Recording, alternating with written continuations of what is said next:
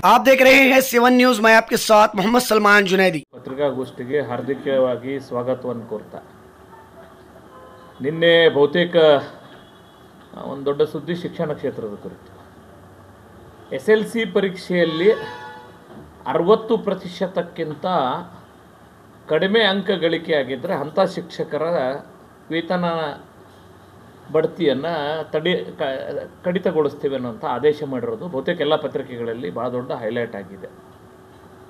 ಮೊನ್ನೆ ಕರ್ನಾಟಕ ಸರ್ಕಾರ ಈ ಕುರಿತು ಸುತ್ತೋಲೆ ಹೊರಡಿಸಿದೆ. ಆ ಸುತ್ತೋಲೆ ಆಧಾರದಲ್ಲಿ ಶಾಲೆಗಳಿಗೆ ನೋಟಿಸ್ ಕೂಡ ಕೊಡಲಾಗಿದೆ ಅನ್ನುವಂಥದ್ದು ಮೈಸೂರಿನ ಶಾಲೆಯೊಂದಕ್ಕೆ ಕೊಟ್ಟಿರೋ ನೋಟಿಸ್ ಹರಿದಾಡ್ತಾ ಇದೆ. ಈ ಸಂದರ್ಭದೊಳಗೆ ನಾನು ಸರ್ಕಾರದ ಈ ಕ್ರಮವನ್ನು ಅತಿ ಕಟು ಶಬ್ದಗಳಲ್ಲಿ ವಿರೋಧಿಸ್ತೇನೆ. ಸರ್, 1ನೇ ತರಗತಿಯಿಂದ 10ನೇ ತರಗತಿವರೆಗೂ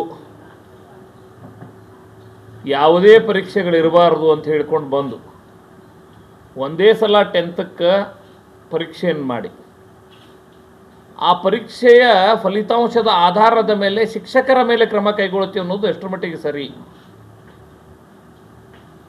ಸರ್ಕಾರಕ್ಕೆ ನಿಜವಾಗ್ಲೂ ಕಳಕಳಿ ಇದ್ರೆ ಈ ಸ್ಥಿತಿ ಸುಧಾರಣೆ ಆಗ್ಬೇಕು. ನಾವಿಲ್ಲನಲ್ಲ, ಫಲಿತಾಂಶ ಸುಧಾರಣೆಗಾಗಿ ಕ್ರಮ ಕೈಗೊಳ್ಳಬೇಕು, ಏನು ಮಾಡಬೇಕು ಅನ್ನೋದ್ರ ಬಗ್ಗೆ ಸಾಕಷ್ಟು ಯೋಚನೆ ಮಾಡಬೇಕಿಲ್ಲನಲ್ಲ. ಆದರೆ ನಿಜವಾಗ್ಲೂ ಕಳಕಳಿ ಸರ್ಕಾರಕ್ಕಿದ್ರೆ ಸಮಗ್ರವಾಗಿ ಇದರ ಕುರಿತು ಏನು ಕ್ರಮ ಕೈಗೊಳ್ಳುತ್ತೆ ಅನ್ನೋಂಥ ಪ್ರಕಟಣೆ ಹೊರಡಿಸ್ಬೇಕಾಗಿತ್ತು. ದುರ್ದೈವ ಏನಂದ್ರೆ ಸರ್, ನಾ ಹಿಂದೆನೂ ಇಲ್ಲೇ ಪ್ರೆಸ್ ಮೀಟ್ ಮಾಡಿ ಫಲಿತಾಂಶ ಬಂದ ತಕ್ಷಣ ಹೇಳಿದ್ದೆ, SLC ಪರೀಕ್ಷೆ 1, SLC ಪರೀಕ್ಷೆ 2, SLC ಪರೀಕ್ಷೆ 3. ಸರ್, 2 ಪರೀಕ್ಷೆ ಮುಗಿದವಿ. ಕರ್ನಾಟಕ ಸರ್ಕಾರದ ಹಂತದಲ್ಲಿ ಅಥವಾ ಕಮಿಷನರ್ ಹಂತದಲ್ಲಿ ಅಥವಾ ಆಯಾ ಜಿಲ್ಲೆಗಳಲ್ಲಿ ಆಯಾ ಬ್ಲಾಕ್ಗಳಲ್ಲಿ ಫಲಿತಾಂಶ ಕುಸಿತಕ್ಕೆ ಕಾರಣ ಏನು ಅನ್ನೋದ್ರ ಬಗ್ಗೆ ಏನಾದರೂ ಒಂದು ರೀತಿ ವಿಶ್ಲೇಷಣಾ ಸಭೆಗಳನ್ನು ಮಾಡಿದರೆ ಸಮಗ್ರವಾಗಿ ಅದನ್ನು ಬಹಿರಂಗಗೊಳಿಸಲಿ. ನೋಡ್ರಿ ಸರ್, ಈಗ ಇವ್ರು ಹೊರಡಿಸಿರೋ ಸುತ್ತೋಲೆ ಹೆಂಗದಂದ್ರೆ 3 ವ್ಯವಸ್ಥೆ ಅದಾವೆ ಸರ್ ನಮ್ಮ ಶಿಕ್ಷಣದೊಳಗೆ. ಒಂದು ಅನುದಾನಿತ, ಸರ್ಕಾರಿ, ಅನುದಾನ ರಹಿತ. ಈ ನಿಯಮ ಯಾರಿಗೆ ಅನ್ವಯ ಆಗ್ತದಂದ್ರೆ 60% ಮಾಡಲಾರದವ್ರಿಗೆ ನಾವು ವೇತನ ಬಡ್ತಿ ಮಾಡ್ತೀವಿ ಅನ್ನೋ ನಿಯಮ ಯಾರಿಗೆ ಅನ್ವಯ ಆಗ್ತದೆ ಅಂತ ಹೇಳಿದ್ರೆ ಬರೀ ಅನುದಾನಿತದವ್ರಿಗೆ. ಅವರು ಸುತ್ತೋಲೆ ಮಾಡಿಸ್ತಾರೆ 2017 ಈಗಿನ ಮುಖ್ಯಮಂತ್ರಿ, ಆಗಿನ ಮುಖ್ಯಮಂತ್ರಿ ಸನ್ಮಾನ್ಯ ಸಿದ್ದರಾಮಯ್ಯನವರು ಅನುದಾನಿತ ವ್ಯವಸ್ಥೆಗೆ ಮಾತ್ರ ಇದನ್ನು ಟಾರ್ಗೆಟ್ ಮಾಡಿದ್ದಾರೆ. ನನಗೆ ಆಶ್ಚರ್ಯ ಆಗಿದ್ದೇನೆಂದ್ರೆ ಈ ನಿಯಮ ಸರ್ಕಾರದವರೆಗೂ ಅನ್ವಯ ಆಗ್ತದ ಅಂಥೇಳಿ ಸನ್ಮಾನ್ಯ ಕಮಿಷನರ್ ಹೇಳ್ಯಾರ ಪತ್ರಿಕೆಗಳಿಗೆ. ಹಾಗಾದ್ರೆ ಆದೇಶ ಎಲ್ಲಿ ಅದ, ನಿಮ್ಗೆ ಆ ನಿಯಮಾವಳಿಗಳೆಲ್ಲಿ ಅದಾವ ನಮಗೆ ತೋರಿಸಿಕೊಡ್ರಿ. ಈ ರೀತಿ ಅನುದಾನಿತ ವ್ಯವಸ್ಥೆಯನ್ನು ಟಾರ್ಗೆಟ್ ಮಾಡೋ ಮೊದಲು ಸರ್ಕಾರ ಅನುದಾನಿತ ವ್ಯವಸ್ಥೆಯನ್ನು ಹೆಂಗೆ ಇಟ್ಕೊಂಡಿವೆ ಅನ್ನೋದ್ರ ಬಗ್ಗೆ ಒಂದು ಶ್ವೇತಪತ್ರ ಹೊರಡಿಸ್ಲಿ. ಇದರಲ್ಲಿದೆ 2015 ಖಾಲಿಯಾಗಿರೋ ಹುದ್ದೆಗಳು ಮಾತ್ರ ಭರ್ತಿ ಮಾಡ್ಲಿಕ್ಕೆ ಅನುಮತಿ ಇದೆ. 10 ವರ್ಷ ಆಯ್ತು ಸರ್ ಖಾಲಿ ಹುದ್ದೆಗಳನ್ನು ಭರ್ತಿ ಮಾಡಲಿಕ್ಕೆ ಅನುಮತಿ ಕೊಡದೆ 10 ವರ್ಷ ಆಯ್ತು. ಅನುದಾನಿತ ಸಂಸ್ಥೆಗಳಲ್ಲಿ ಖಾಲಿ ಹುದ್ದೆಗಳು ಒಂದೊಂದು ಶಾಲೆಗಳಲ್ಲಂತರೂ 1-2 ಹುದ್ದೆಗಳು ಮಾತ್ರ. ಆ 1-2 ಶಿಕ್ಷಕರನ್ನ ಇಟ್ಕೊಂಡು ಏನೇನು ಕೆಲಸ ಮಾಡಬೇಕಾಗಿದೆ ಶಿಕ್ಷಕರು? ಬೆಳಿಗ್ಗೆ ಬರಬೇಕಾದ್ರೆ ತತ್ತಿ ತೊಗೊಂಬರ್ಬೇಕು, ಅವರು ಹಾಲು ಕಾಸ್ಬೇಕು ಸರ್, ಮಧ್ಯಾಹ್ನದ ಬಿಸಿ ಊಟಕ್ಕೆ ರೆಡಿ ಮಾಡಬೇಕು, ಕಾಯಿಪಲ್ಯ ತೊಗೊಂಬಂದು ಮಧ್ಯಾಹ್ನದ ಬಿಸಿ ಊಟ ರೆಡಿ ಮಾಡಬೇಕು. ಇದೆಲ್ಲ ಆದ ನಂತರ ಯಾವ ಶಾಲೆ ಒಳಗೂ ನಾನ್ ಟೀಚಿಂಗ್ ಇಲ್ಲ, ಕ್ಲರ್ಕು ಇಲ್ಲ. ಆ ತತ್ತಿ ಸೊಟ್ಟಿ ಆರಿಸಿ ಶಾಲೆ ಸ್ವಚ್ಛ ಮಾಡ್ಬೇಕು ಸರ್ ಶಿಕ್ಷಕರು. ಹಂಗೇನಾರೇ ಮಕ್ಕಳೇ ಸ್ವಚ್ಛ ಮಾಡಿದ್ರು ಹೊಲಸು ವಾಸನೆ ಬಂದು ಅಂತ ಹೇಳಿದ್ರೆ ಶಿಕ್ಷಕರು ಸಸ್ಪೆಂಡ್ ಮಾಡ್ತಾರೆ. ನಿನ್ನೆ ರಾಮನಗರ ಜಿಲ್ಲೆ ಒಳಗೆ ಶಿಕ್ಷಕರಿಗೆ ಸಸ್ಪೆಂಡ್ ಮಾಡ್ಯಾರ. ಆ ಮಕ್ಕಳು ತಾವೇ ಕಸ ಹುಡುಗ್ಯಾವ, ನೀವು ಹೆಂಗೆ ಮಕ್ಕಳ ಕಡೆ ಕಸ ಹುಡುಗಿಸಿರಿ ಅಂತ ಹೇಳಿ ಸಸ್ಪೆನ್ಷನ್. ಸರ್, ಇಷ್ಟೆಲ್ಲ ಮಾಡಿದ ನಂತರ ಏನಾರೇ ಪಾಠ ಮಾಡ್ಲಿಕ್ಕೆ ಸಮಯ ಸಿಕ್ತಂದು ಪಾಠ ಮಾಡಬೇಕು ಅಂತ ಅವ್ರು ಶಿಕ್ಷಕರು ಮನಸ್ಸು ಮಾಡಿದ್ರು. ನಿಮ್ಗೆ ಗೊತ್ತಿರಲಿ, ಜನಗಣತಿ ಇವರೇ ಮಾಡ್ಬೇಕು ಸರ್. ಜನಗಣತಿ ಇವರೇ ಮಾಡಬೇಕು, ಜಾತಿ ಗಣತಿ ಇವರೇ ಮಾಡಬೇಕು, ಒಳ ಮೀಸಲಾತಿ ಗಣತಿ ಇವರೇ ಮಾಡಬೇಕು. ಇದು ಒಂದೇ ವರ್ಷದೊಳಗೆ ಯೋಚನೆ ಮಾಡ್ರಿ ನೀವು. ಶಿಕ್ಷಕರು ಶಾಲೆ ಯಾವಾಗ ಕಲಿಸ್ಬೇಕು ಅನ್ನೋದು ಈ ಸರ್ಕಾರಕ್ಕೆ ಮಾನ ಮರ್ಯಾದೆ ಏನು ಇಲ್ಲದ ನನಗೆ ಅರ್ಥ ಆಗ್ತಿಲ್ಲ ಸರ್. ರಜೆ ಒಳಗೂ ಈ ಜಿಲ್ಲೆಯ ಎಲ್ಲ ಹೈಸ್ಕೂಲ್ ಶಿಕ್ಷಕರು ಮಾರ್ಗದರ್ಶನದೊಳಗೆ, ಹೈಸ್ಕೂಲ್ ಹೆಡ್ ಮಾಸ್ಟರ್ ಮಾರ್ಗದರ್ಶನದೊಳಗೆ ಒಳ ಮೀಸಲಾತಿಗಾಗಿ ಸನ್ಮಾನ್ಯ ನ್ಯಾಯಮೂರ್ತಿ ನಾಗಮೋಹನ್ ದಾಸರ ಸಮಿತಿಯ ಸೂಚನೆ ಹಿನ್ನೆಲೆ ಒಳಗೆ ಮನಿ ತಿರುಗಾಡ್ಕೊಂಡು ಅದನ್ನು ಮಾಡ್ಬೇಕು ಸರ್. ಅದೊಂದು ಸ್ವಲ್ಪ ಏನರ ಸಮಯ ಸಿಕ್ತಂದ್ರೆ BLO ಆಗಿ ವೋಟರ್ ಲಿಸ್ಟ್ ಪರಿಷ್ಕರಣೆ ಮಾಡ್ಬೇಕು ಸರ್. ಅದೇನರ ಒಂದಿಟ್ಟು ಸಮಯ ಸಿಕ್ತಂದ್ರೆ ಈ ಸದ್ಯ ಮತ್ತು ಜಾತಿ ಗಣತಿ ಮಾಡ್ತೇವೆ ಅಂತ ಅನೌನ್ಸ್ ಮಾಡಿ ಅದಕ್ಕೆ ನಿಲ್ಸ್ಯಾರ. ಇದು ಮುಗಿದ ನಂತರ ಜನಗಣತಿಯ ಮಹಾಪರ್ವದ ಟ್ರೈನಿಂಗ್ಗಳು ಶುರು ಆಗ್ತಾವಂತ ಆಲ್ರೆಡಿ ಜಿಯೋ ಆಗಿದೆ ಸೆಂಟ್ರಲ್ ಗೌರ್ಮೆಂಟ್.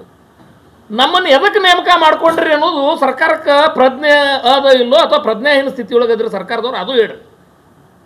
ನಮ್ಮ ಶಿಕ್ಷಕರ ನೇಮಕದ ಉದ್ದೇಶ ಏನು? ಮಗು ಕಲಿಬೇಕು, ಶಿಕ್ಷಕರು ಕಲಿಸ್ಬೇಕು, ಅದೊಂದು ಬಿಟ್ಟು ಎಲ್ಲನೂ ಮಾಡಬೇಕು ಅನ್ನೋ ರೀತಿಯೊಳಗೆ ನೀವು ನಡ್ಕೊಂಡ್ರೆ ಗತಿ ಏನಾಗ್ತದೆ? ಇದ್ರ ಮಧ್ಯದೊಳಗೆ ಎಲ್ಲ ರೀತಿ ಇಲೆಕ್ಷನ್ನು ಯಾರು ಮಾಡೋರು ಹೇಳ್ರಿ ಸರ್? ನೀವು ಹೇಳ್ರಿ. ನೀವು ಎಲ್ಲ ರೀತಿ ಇಲೆಕ್ಷನ್ ಯಾರು ಮಾಡೋರು? ಶಿಕ್ಷಕರೇ ಮಾಡಬೇಕು ಸರ್. ಇಡೀ ಶಿಕ್ಷಣ ಇಲಾಖೆಯನ್ನು ಅವನತಿಯತ್ತ ತೆಗೆದುಕೊಂಡು ಹೋಗೋ ಕೆಲಸ ಆಗ್ಯದ. ನಾನು ಸನ್ಮಾನ್ಯ ಮುಖ್ಯಮಂತ್ರಿಗಳಿಗೆ, ಶಿಕ್ಷಣ ಮಂತ್ರಿಗಳಿಗೆ, ಸರ್ ನೀವು ಯಾವುದೋ ಒಂದು ನೋಟಿಸ್ ಕೊಟ್ಟು ಆ ಶಿಕ್ಷಕರಿಗೆ ಧಮಕಿ ಹಾಕಿ ನಮ್ಮಂಥ ಒಂದಿಷ್ಟು ಮಂದಿ ಶಾಸಕರು ಬಂದು ಹೇಳಿದ ನಂತರ ಅದನ್ನು ಕೈ ಬಿಟ್ಟೇವೆ ಅನ್ನುವಂಥ ಕಳಪೆ ಕೆಲಸ ಮೊದಲಕ್ಕೆ ನಿಲ್ಲಿಸ್ರಿ.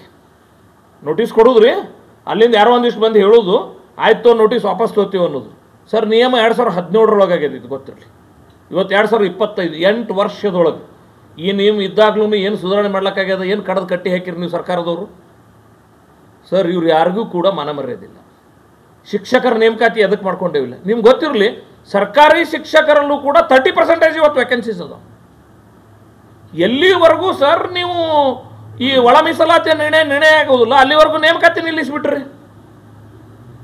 ಅಲ್ಲಿವರೆಗೂ ಆ 30% ಬರ್ಡನ್ ಯಾರ ಮೇಲೆ ಬರ್ತದೆ ಹೇಳ್ರಿ ಸರ್? ಇರು ಶಿಕ್ಷಕರ ಮೇಲೆ ಬರ್ತದೆ.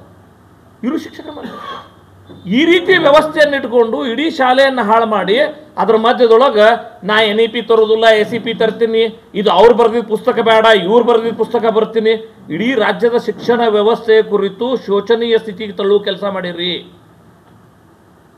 ಅನಗತ್ಯ ವಿಷಯಗಳಿಗಾಗಿ ಶಿಕ್ಷಣ ಕ್ಷೇತ್ರವನ್ನು ಹಾಳುಗೆಡಿದಿದ್ರಿ ಸರ್. ನನಗೆಷ್ಟು ನೋವಾಗಿದೆ ಇವತ್ತು. ಅನುದಾನಿತ ವ್ಯವಸ್ಥೆ ಶಿಕ್ಷಕರ ಕತಿ ಏನದ ಹೇಳ್ತೀನಿ ಸರ್. ಒಂದೊಂದು ಸಾಲಾಗಿ ಇಬ್ಬಿಬ್ರು ಶಿಕ್ಷಕರು ಉಳ್ಕೊಂಡ್ರ ಈ ಎಲ್ಲ ಕೆಲಸ ಅವರೇ ಮಾಡಬೇಕು ಸರ್. ಒಂದು ಪರೀಕ್ಷೆ ಮುಗಿದ್ರೊಳಗೆ ಈಗ ನೋಡ್ರಿ, ಇವತ್ತು ಜೂನ್ ಅರ್ಧ ಮುಗಿದವಲ್ಲ ಸರ್, ಇನ್ನೂ SLC ಪರೀಕ್ಷೆ ಮುಗುದಿಲ್ಲ. SLC ಪರೀಕ್ಷೆ ಮುಗಿಬೇಕಾದ್ರೆ ಆಗಸ್ಟ್ ತನಕ ಹೋಗ್ತದೆ ಸರ್. ರಿಸಲ್ಟ್ ಬಂದು ನಮ್ಮ ಶಿಕ್ಷಕರು ನಿರಂಬಳ ಆಗಬೇಕಾದ್ರೆ ಅಲ್ಲಿ ತನಕ ಬೋಧನೆ ಗತಿ ಏನು ಸರ್? ಈಗ ನೀವು CBSE ICSE ಕೊಟ್ರಿ, ಅವ್ರಿಗೆ ನೀವೆಲ್ಲ ಬರ್ಡನ್ ಅದಾವ ಸರ್. ಏನು ತತ್ತಿ ಬರ್ಡ್ ಅನ್ನೋದು, ಮಿಡ್ ಡೇ ಮೀಲ್ ಬರ್ಡ್ ಅನ್ನೋದು, ಹಾಲಿನ ಬರ್ಡ್ ಅನ್ನೋದು, ಜಾತಿ ಗಣತಿದೋದು, ಜನಗಣತಿದೋದು, ಏನು ದನಗಣತಿದೋದು, ನಿಮ್ಮ ಇಲೆಕ್ಷನ್ ಬಾರದು. ಸರ್ಕಾರಿ ಶಿಕ್ಷಕರು, ಅನುದಾನಿತ ಶಿಕ್ಷಕರು ಈ ವ್ಯವಸ್ಥೆಯನ್ನು ಪೂರಾ ಮಾಡಬಾರ್ದು ಕೆಲಸಕ್ಕೆ ಹಾಕೊಂಡ್ಬಿಟ್ಟು ಉಳ್ಳವರ ಮಕ್ಕಳು CBSE ICSE ಸೇರಿ ಅವ್ರು ಆ ಶಿಕ್ಷಕರು ಅದಕ್ಕೂ ಸಂಬಂಧ ಇಲ್ಲ. ಪರಿಣಾಮ ಏನಾಗ್ತದೆ ಸರ್? ಇಡೀ ರಾಜ್ಯ ಸರ್ಕಾರಿ ಪಠ್ಯಕ್ರಮದಲ್ಲಿ ಓದುವಂಥ ಶಾಲೆಗಳ ಮಕ್ಕಳು ಕುಸಿತ ಅನುಭವಿಸೋ ಸ್ಥಿತಿ ಬಂದದ್ದು. ನಾನು ಆಗ್ರಹ ಮಾಡ್ತೀನಿ, ಸರ್ಕಾರಕ್ಕೆ ಎಚ್ಚರಿಕೆ ಕೊಡ್ತೀನಿ, ನೀವು ಇದೇ ರೀತಿ ಮುಂದುವರೆದ್ರೆ ಈಗಾಗಲೇ ಸರ್ಕಾರಿ ವ್ಯವಸ್ಥೆ ಮುಗಿದು ಹೋಗ್ಯದ ಅನ್ನೋ ಪರಿಸ್ಥಿತಿ ಅದು ಸರ್. ಮೂಲಭೂತ ಸೌಕರ್ಯಗಳ ಶಾಲೆಗಳಿಗೆ ₹1 ಸುಣ್ಣ ಬಣ್ಣಕ್ಕೆ ಕೊಡೋಕ್ಕಾಗಿಲ್ಲ. ಚಾಕ್ ಪೀಸು ಶಿಕ್ಷಕರು ತಾವೇ ತೊಗೊಂಡು ಮಾಡುವಂಥ ಪರಿಸ್ಥಿತಿ, ಶಾಲಾ ನಿರ್ವಹಣಾ ಅನುದಾನವೂ ಬರ್ತಾ ಇಲ್ಲ ಸರ್. ಸರ್ವ ಶಿಕ್ಷಾ ಅಭಿಯಾನದ ನಂತರ ರಾಜ್ಯದ ಶಾಲೆಗಳ ಪರಿಸ್ಥಿತಿ ಶೋಚನೀಯ ಆಗೋಗಿದೆ. ಅದನ್ನೆಲ್ಲ ಬಿಟ್ಟು ಇವ್ರೇನು ಮಾಡ್ತಾರ್ರಿ, ಒಂದು ರೀತಿ ಇದು ಬ್ಲ್ಯಾಕ್ ಮೇಲ್ ರೀ. ಇದು ಒಂದು ನೋಟಿಸ್ ಕೊಡೋದು, ಅವ್ರ ಮೇಲೆ ಕ್ರಮ ಕೈಗೊಳ್ಳುತ್ತೆ, ಒಂದು ಶಿಕ್ಷಕರ ಮೇಲೆ ದಬ್ಬಾಳಿಕೆ ಮಾಡೋದು, ಇದ್ದ ಪರಿಸ್ಥಿತಿಯಾಗಿ ಸುಮ್ಮ ಮರ್ಕೊಂಡು ಹೋಗ್ಬೇಕು. ಮೊನ್ನೆ ಏನಾಯ್ತು ಈ ಬೆಳಗಾವದೊಳಗೆ ಹೇಳ್ರಿ, ಒಬ್ಬ ಶಿಕ್ಷಕ ಸರ್, ಆ ಶಿಕ್ಷಕನ ಬಗ್ಗೆ ನನಗೆ ಎಷ್ಟು ಫೋನ್ ಬಂದಿರ್ಬೇಕು ಹೇಳ್ರಿ ಸರ್. ಆ ಶಿಕ್ಷಕ ತನ್ನ ಸಂಬಳದೊಳಗೆ ಆ ಸಾಲಿ ಇಂಪ್ರೂವ್ ಮಾಡ್ಲಾಕ ರೊಕ್ಕ ಹಾಕಿದ ಶಿಕ್ಷಕ, ಅವ್ನು ಕಳ್ಕಳಿ ತಾಳಿಲ್ಲ. ನಾನು KCSR ಒಂದು ಬದಿಗಿಡ್ರಿ, ಕೊನೆಗೂ ನಾವು ಮನುಷ್ಯರಲ್ಲ ಸರ್, ಯಾವುದೇ ರೂಲ್ಸ್ನಾಗ ಅವೇನು ಕೆಟ್ಟ ಮಾಡಿದ್ ನೋಡ್ರಿ. ಹೇಳೋದು ಹೇಳ್ಯಾನ, ಪತ್ರ ಬರ್ದಾನ, ಹೆಡ್ ಮಾಸ್ಟರ್ ಮುಖಾಂತರ ಪತ್ರ ಬರ್ಸ್ಯಾನ, SDMC ಮುಖಾಂತರ ಪತ್ರ ಬರ್ಸ್ಯಾನ. ಸರ್ಕಾರಿ ಶಾಲೆಗೆ ಮಕ್ಳಿಲ್ಲ ಅಂತ ನೀವು ಓಡಾಡ್ತೀರಿ, ಆ ಶಾಲೆಯೊಳಗೆ ಮಕ್ಳು ಹೆಚ್ಚಾಗ್ಯಾವ, ರೂಮ್ ಕೊಡ್ರಿ ಅಂಥೇಳಿ ಅವ ಒಂದು ಕ್ಷಣ ಮಾಡೋದ್ರಲ್ಲಿ ಒಂದು ತಪ್ಪಿರ್ಬೋದು, ಮಾಡಿರೋ ರೀತಿಯಲ್ಲಿ ತಪ್ಪಿರ್ಬೋದು. ಅವು ಹೋಗಿ ನಿಮ್ಮ BO ಕಚೇರಿ ಇದ್ರೆ ದಣಿ ಕುಂದಿರ್ತೀನಿ ನೋಡ್ರಿ, ನನ್ನ ಮೂಲಭೂತ ಸೌಕರ್ಯ ಕೊಡ್ರಿ, ಈ ಶಾಲೆಗೆ ಮಕ್ಳು ಬರ್ಬೇಕತ್ತಾರ ಅಂತ ಕೇಳೋ ಪರಿಸ್ಥಿತಿ ಅಂದ್ರೆ ಎಂಥ ಮಾನಗಟ್ಟು ವ್ಯವಸ್ಥೆ ನಿರ್ಮಾಣ ಮಾಡಿರಿ ನೀವು ಶಿಕ್ಷಣ ಇಲಾಖೆ ಒಳಗೆ. ಅವ್ನು ಸಸ್ಪೆಂಡ್ ಮಾಡ್ತೀನಿ ಅಂತ ಹೇಳಿದಿರಿ. ಸಸ್ಪೆಂಡ್ ಬಗ್ಗೆ ನನಗಲ್ಲ, ಒಬ್ಬ ಶಿಕ್ಷಕ ತಾನೇ ಬಂದು BO ಕಚೇರಿ ಇದ್ರಿ ನಾನು ಸಸ್ಪೆಂಡ್ ಮಾಡ್ತಾರತ್ತ ಅವ್ನು ಗೊತ್ತಿತ್ತು ಇಲ್ಲ ಹೇಳ್ರಿ ಸರ್. ಇದು KCSR ಉಲ್ಲಂಘನೆ ಮಾಡ್ತಂತ ಅವ್ನಿಗೆ ಅರಿವಿತ್ತು ಇಲ್ಲ ಹೇಳ್ರಿ. ಅದನ್ನು ಮೀರಿಯೂ ನಾನು ಹೋರಾಟ ಮಾಡಿ ಗಮನ ಸೆಳೆಯಬೇಕು, ಇಲ್ಲಾಂದ್ರೆ ಸರ್ಕಾರಿ ಶಾಲೆ ಕುಸಿತ ಅನ್ನುವಂಥ ಸ್ಥಿತಿ ಈ ರಾಜ್ಯದೊಳಗೆ ನಿರ್ಮಾಣ ಮಾಡ್ಯಾರ. ನಾನು ನಿಮ್ಮ ಮೂಲಕ ವಿನಂತಿ ಮಾಡ್ಕೊಳ್ತೀನಿ, ಸರ್ಕಾರ ಇದೇ ರೀತಿ ಖಾಸಗಿ ಅನುದಾನಿತ ವ್ಯವಸ್ಥೆಯ ಮೇಲೆ ಮತ್ತು ಸರ್ಕಾರಿ ಶಾಲೆಗಳ ಮೇಲೆ ಗದಾಪ್ರಹಾರ ಮಾಡೋದು ಮುಂದುವರ್ಸಿದ್ರೆ ಅಸಹಕಾರ ಚಳವಳಿ ಯಾವ ರೀತಿ ಬ್ರಿಟಿಷರ ದೌರ್ಜನ್ಯ ದಬ್ಬಾಳಿಕೆ ಆಡಳಿತದ ವಿರುದ್ಧ ಈ ದೇಶ ಅಸಹಕಾರ ಚಳವಳಿ ಹೂಡಬೇಕಾಗಿ ಬಂತು. 100% ಹೇಳ್ತೀನಿ, ಕರ್ನಾಟಕದ ಶಿಕ್ಷಣ ಇಲಾಖೆಯ ಮೇಲೆ, ಈ ಸರ್ಕಾರದ ಮೇಲೆ ಶಿಕ್ಷಕರು, ಶಿಕ್ಷಣ ಸಂಸ್ಥೆಗಳು ಅಸಹಕಾರ ಚಳವಳಿ ಮಾಡೋಂಥ ಸ್ಥಿತಿ ಬರ್ತದೆ. ನಾವು ಕೂಡ ಅಸಹಕಾರ ಚಳವಳಿಗೆ ಕರೆ ಕೊಡಬೇಕಾದ ಸ್ಥಿತಿ ಬರ್ತದೆ. ನೀವು ಯೋಚನೆ ಮಾಡ್ರಿ, ಒಂದು ಕೆಲಸಕ್ಕೆ ಸರ್ಕಾರನೇ ಶಿಕ್ಷಣ ಪ್ರಸರಣ ಮಾಡ್ತೀನಿ ಅಂದ್ರೆ ಸಾಧ್ಯ ಇರಲಾರ ಸ್ಥಿತಿ ಅದು ಸರ್. ಇವತ್ತು ಅನುದಾನಿತ, ಅನುದಾನ ರಹಿತ, ಈವನ್ CBSE, ICSE ಎಲ್ಲರೂ ಸೇರಿದಾಗಲೇ ಕರ್ನಾಟಕದ ಶಿಕ್ಷಣ ಪ್ರಸರಣ ಸಾಧ್ಯ ಆಗ್ಲಾಗ್ತದೆ. ಈ ರೀತಿ ದುರಾಡಳಿತವನ್ನು ನಿಲ್ಲಿಸಿ ಮೊದಲು ಏನು ಮಲತಾಯಿ ಧೋರಣೆ ತೋರ್ಸಕತ್ತೀರಿ ನಮ್ಮ ಅನುದಾನಿತ ಶಿಕ್ಷಣ ವ್ಯವಸ್ಥೆಯ ಬಗ್ಗೆ, ಆ ಮಲತಾಯಿ ಧೋರಣೆಯನ್ನು ತಕ್ಷಣ ನಿಲ್ಲಿಸ್ಬೇಕು. ಏನು ಅನುದಾನಿತ ವ್ಯವಸ್ಥೆಯಲ್ಲಿ ನೋಡ್ರಿ, ಇಡೀ ಉತ್ತರ ಕರ್ನಾಟಕದಾಗ ಸರ್, ವಿಶೇಷವಾಗಿ ನಮ್ಮದು ಮುಂಬೈ ಪ್ರಾಂತದಲ್ಲಿ ಬ್ರಿಟಿಷರ ಸಂದರ್ಭದಲ್ಲಿ ಆಳ್ವಿಕೆಯಲ್ಲಿ ಇತ್ತಲ್ಲ, ಪುಣಾದ ಪ್ರೇರಣೆಯಿಂದ ಇಡೀ ಉತ್ತರ ಕರ್ನಾಟಕದೊಳಗೆ, ಮುಂಬೈ ಪ್ರಾಂತದೊಳಗೆ, ಇವತ್ತೇನು ಕಿತ್ತೂರು ಕರ್ನಾಟಕ ಅಂತ ಹೇಳ್ತೇವೆ, ಈ ಭಾಗದಾಗ ಶಿಕ್ಷಣ ಪ್ರಸರಣ ಆಗಿತ್ತು. ಅನುದಾನಿತ ಶಿಕ್ಷಣ ಸಂಸ್ಥೆಗಳು ಭಾಳ ದೊಡ್ಡ ಕೊಡೆ. ಇವತ್ತು ಅವ್ರಿಗೆ ಸರಿ ಸಮಾನಾಗಿ ಸರ್ಕಾರಿ ಶಿಕ್ಷಣ ವ್ಯವಸ್ಥೆ ಬಂದದ. ಅಲ್ಲಿಯೂ ನ್ಯಾಯ ಕೊಡಲ್ಲ, ಇವ್ರಿಗೂ ನ್ಯಾಯ ಕೊಡಲ್ಲ. ಏನು ಕೊಡ್ತಾರೆ ಸರ್ ಇವರು ಅನುದಾನ ರಹಿತದವ್ರಿಗೆ? ಒಂದು ರೆಕಗ್ನೈಷನ್, ಒಂದು ಅನುಮತಿ ಪತ್ರ ಬಿಟ್ರೆ ಏನು ಕೊಡ್ತಾರೆ ಹೇಳ್ರಿ ಸರ್? ಎಷ್ಟಾದ್ರೂ ಕರಪ್ಷನ್ನು ಸರ್. ನಿಮ್ಗೆ ಆಶ್ಚರ್ಯ ಹೇಳ್ತೀನಿ, ಆ ರಿನ್ಯೂವಲ್ ಆಫ್ ರಿಕಗ್ನೈಷನ್ ಅನ್ನುವಂಥದ್ದು ಒಂದು ಭಾಳ ದೊಡ್ಡ ಭ್ರಷ್ಟಾಚಾರದ ದೊಡ್ಡ ಕೇಂದ್ರ. ಕೊನೆಗೆ ನಿನ್ನೆ ನನಗೊಬ್ಬರು ಶಿಕ್ಷಕರು ಕೇಳಿದ್ರು, ಸರ್ ಈ ರಿಸಲ್ಟ್ ಕಮ್ಮಾಗ್ಯದಲ್ಲ, ಆಯಿತು ಸರಿ ಮಾಡ್ಬೇಕು ಅನ್ನೋದು ನಿಮ್ಗೆ ನಿಜವಾಗ್ಲೂ ಅದ? ಹಾಗಾದ್ರೆ ಒಂದು ಕೆಲಸ ಮಾಡಿರಿ, ಬ್ಲಾಕ್ನೊಳಗೆ ಕಡಿಮೆ ಆಗ್ಯದ, ಅಲ್ಲಿ MLAಗಳು ಯಾರ ನೀವು ಇದನ್ನು ಮಾಡ್ಯಾರ್ರಿ ಸರ್, ಇದ್ರ ಬಗ್ಗೆ ವಿಶ್ಲೇಷಣೆ ಮಾಡ್ಯಾರ? ಅಲ್ಲಿ BO ಮೇಲೆ ಏನಾರ ಕ್ರಮ ಕೈಗೊಂಡ್ರಿ? ಅಲ್ಲಿ DDPI ಮೇಲೆ ಏನಾರ ಆಗ್ಯದ? ನಿಮ್ಮ DSCIT ಅವ್ರ ಮೇಲೆ ಏನಾರ ಮಾಡ್ರಿ? ಡಯಟ್ ಮೇಲೆ ಏನಾರ ಮಾಡ್ರಿ? ಪಾಪದವ್ರು ಶಿಕ್ಷಕರು ಸಿಕ್ಕಾರ ಅಂತೇಳಿ ರಿಸಲ್ಟ್ ಆಗಿಲ್ಲ ಅಂದ್ರೆ ನಿನ್ನನ್ನು ಸಸ್ಪೆಂಡ್ ಮಾಡ್ತೀವಿ, ನಿನ್ನ ಪಗಾರ ತೆಗಿತೀವಿ, ನಿನ್ನ ನೌಕರಿ ತೆಗಿತೀವಿ. ನೋಡ್ರಿ, 5 ವರ್ಷ ನಿರಂತರವಾಗಿ ಕಡಿಮೆ ಆಯ್ತು ಅಂದ್ರೆ ನಿಮ್ಮ ಅನುದಾನನೇ ಬಂದ್ ಮಾಡ್ತೀವಿ, ಅಂದ್ರೆ ಪಗಾರ ಬಂದ್ ಮಾಡ್ತೀವಿ ಅಂತ ನೋಟಿಸ್ ಕೊಟ್ರು ಸರ್. ಭಾಳ ಮಾರಕವಾಗಿರುವಂಥ ಅಂಶಗಳು ಶಿಕ್ಷಣ ಇಲಾಖೆ ನಡೀತಾವ.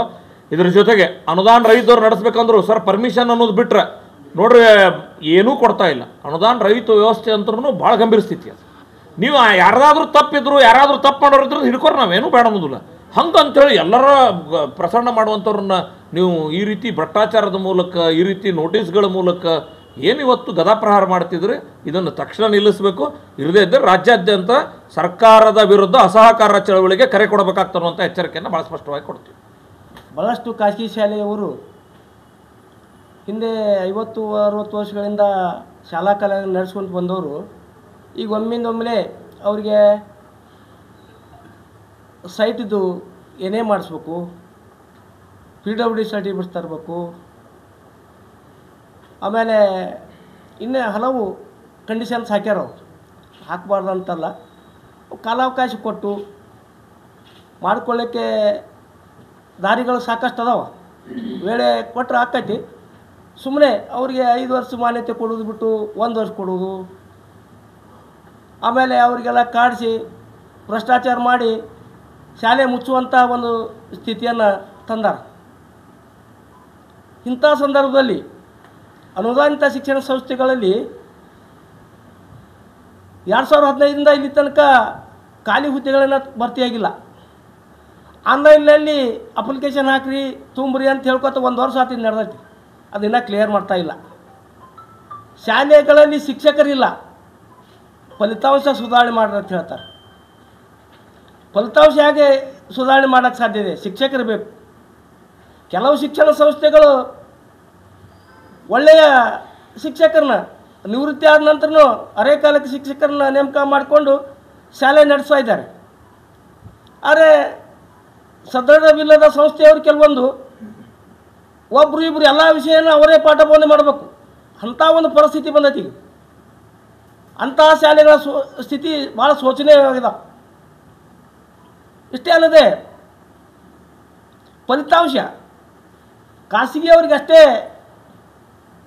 ಮಾಡಿದ್ದಾರೆ, ಸರ್ಕಾರ ಶಿಕ್ಷಕರಿಗಿಲ್ಲ, ಅನುದಾನ ರಹಿತ ಶಿಕ್ಷಕರಿಗಿಲ್ಲ. ಕಾನೂನು ಅಂದರೆ ಎಲ್ಲರಿಗೂ ಒಂದೇ ಇರಬೇಕು, ಆದರೆ ಅದು ಆಗ್ತಾ ಇಲ್ಲ. ಅನುದಾನಿತ ಶಿಕ್ಷಣ ಸಂಸ್ಥೆಗಳಷ್ಟೇ ಈ ಒಂದು ಆದೇಶ ನಿನ್ನೆ ಮಾಡಿದ್ದಾರೆ. ಅದ್ರ ಜೊತೆಯಲ್ಲಿ ಸಾಕಷ್ಟು ತೊಂದರೆಗಳದಾವೆ. 10 ವರ್ಷಗಳಿಂದ ಇಲ್ಲಾರ್ದಂಥ ಶಿಕ್ಷಕರಿಲ್ಲಾರ್ದಂಥ ಶಾಲೆಗಳು ಅದಾವ. ತಾವು ಸರ್ಕಾರದ ಮೇಲೆ ಈ ವಿಚಾರವನ್ನು ತಮ್ಮ ಸ್ಪಷ್ಟ ನಿರ್ಧಾರವನ್ನು ಸರ್ಕಾರ ವಿಧಾನ ಪರಿಷತ್ ಸದಸ್ಯರು ಹೇಳಿದಂತೆ ಅವ್ರು ನೀಗಲಿಲ್ಲ ಅಂದ್ರೆ ಮಾಡಲಿಲ್ಲ ಅಂದ್ರೆ ಅಸಹಕಾರ ಚಳವಳಿ ಮಾಡ್ಬೇಕಂತ ನಮ್ಮ ವಿಜಯಪುರ ಜಿಲ್ಲೆ ಖಾಸಗಿ ಶಿಕ್ಷಣ ಸಂಸ್ಥೆಗಳ ಒಕ್ಕೂಟದ ವತಿಯಿಂದ ನಾನು ತಮಗೆ ತಿಳಿಸ್ತಾ ಇದ್ದೆ. ಅಸಹಕಾರ ಚಳವಳಿ ಅಂದರೆ ಯಾವ ಸರ್, ಈಗ ಸರ್ಕಾರದ ಎಲ್ಲ ಕಾರ್ಯಗಳು ನಡಿಬೇಕಂದ್ರೆ ಶಿಕ್ಷಕರು ಬೇಕೇ ಅನ್ನೋದಕ್ಕೆ ಎಷ್ಟೆಷ್ಟು ಅವರ ಯೋಜನೆಗಳನ್ನು ನಾವು ನಿಜವಾಗ್ಲೂ ಸರ್ಕಾರದ ಯೋಜನೆಗಳನ್ನು ಕಡೆವರೆಗೂ ತಲುಪಿಸ್ತಿರೋರು ನಾವೇ. ನೀವು ಅನಗತ್ಯವಾಗಿ ಗದಪ್ರಹಾರ ಮಾಡಿ ಶಿಕ್ಷಕರು ಕೊಡಲಾರದೆ ಹಾಳು ಮಾಡುವಂಥ ಪರಿಸ್ಥಿತಿ ಮಾಡಿದ್ರೆ ಸರ್ಕಾರದ ಎಲ್ಲ ಸಂಗತಿಗಳನ್ನು ಸಾಕಾರಗೊಳಿಸುವಲ್ಲಿ ಖಾಸಗಿ ಶಿಕ್ಷಣ ಸಂಸ್ಥೆಗಳ ಪಾತ್ರ ದೊಡ್ಡದಿದೆ. ಅದರ ವಿವರವಾಗಿ ಯೋಚನೆ ಮಾಡಿ ಎಲ್ಲೆಲ್ಲಿ ಅಸಹಕಾರ ಕೊಡಬೇಕು ಅನ್ನೋದ್ರ ಬಗ್ಗೆ ಒಂದು ಸಮಿತಿಯನ್ನು ನೇಮಕ ಮಾಡ್ಕೊಂಡು ನಾವು ಅದರ ಬಗ್ಗೆ ಮುಂದಾಗಬೇಕಾಗ್ತದೆ. ಸರ್ಕಾರದೊಂದಿಗೆ ಈ ನಿಟ್ಟಿನೊಳಗೆ ಸಂಘರ್ಷಕ್ಕೆ ಎದುರಾಗಬೇಕಾಗ್ತದೆ ಅನ್ನೋಂಥ ಎಚ್ಚರಿಕೆಯನ್ನು ಕೊಡ್ತೀವಿ ಸರ್. ಆಮೇಲೆ ನೀವು ಈಗೆಲ್ಲ ಈ ಕೆಲಸಗಳಿಗೆ ಅನುದಾನಿತ ಮತ್ತು ಸರ್ಕಾರಿ ಶಾಲಾ ಶಿಕ್ಷಕರನ್ನು ಬಳಸ್ಕೊಂತಾರೆ ಅಂತ ಹೇಳ್ತಾ ಇದ್ದಾರೆ. ಅಂದರೆ ನಿಮ್ಮ ಉದ್ದೇಶ ಮತ್ತು ಇನ್ನೇ ಅನುದಾನ ರಹಿತರದರನ್ನು ಬಳಸ್ಕೋಬೇಕು ಅಂತ ಹೇಳ್ತಿದ್ದೀರಾ, ಅಥವಾ ಕೇಂದ್ರ ಸರ್ಕಾರದ ಏನು ವ್ಯಾಪ್ತಿಯಲ್ಲಿ ಬರ್ತದೆ CBSE ICSE ಅವರನ್ನು ಬಳಸ್ಕೋಬೇಕು ಅಂತ ನಿಮ್ಮ ಬೇಡಿಕೆ ಇದೆಯಾ? ಸರ್, ಶಿಕ್ಷಕರ ನೇಮಕಾತಿಯ ಉದ್ದೇಶ ಒಂದು ಬಿಟ್ಟು ಅಂದ್ರೆ ಬೋಧನೆ ಮಾಡಲಿ ಅನ್ನೋದು ಬಿಟ್ಟು, ಶಾಲೆ ಕಲಿಸಲಿ, ಶಿಕ್ಷಣ ಪ್ರಸಾರ ಮಾಡಲಿ ಅನ್ನೋದು ಬಿಟ್ಟು ಎಲ್ಲ ಕೆಲಸ ಅವ್ರಿಗೆ ಹಾಕ್ಲಿಕತ್ತಾರೆ. ನಾನು ಅವರು ಇರೋ ಹೇಳಿಲ್ಲ. ಶಿಕ್ಷಣದ ವ್ಯವಸ್ಥೆ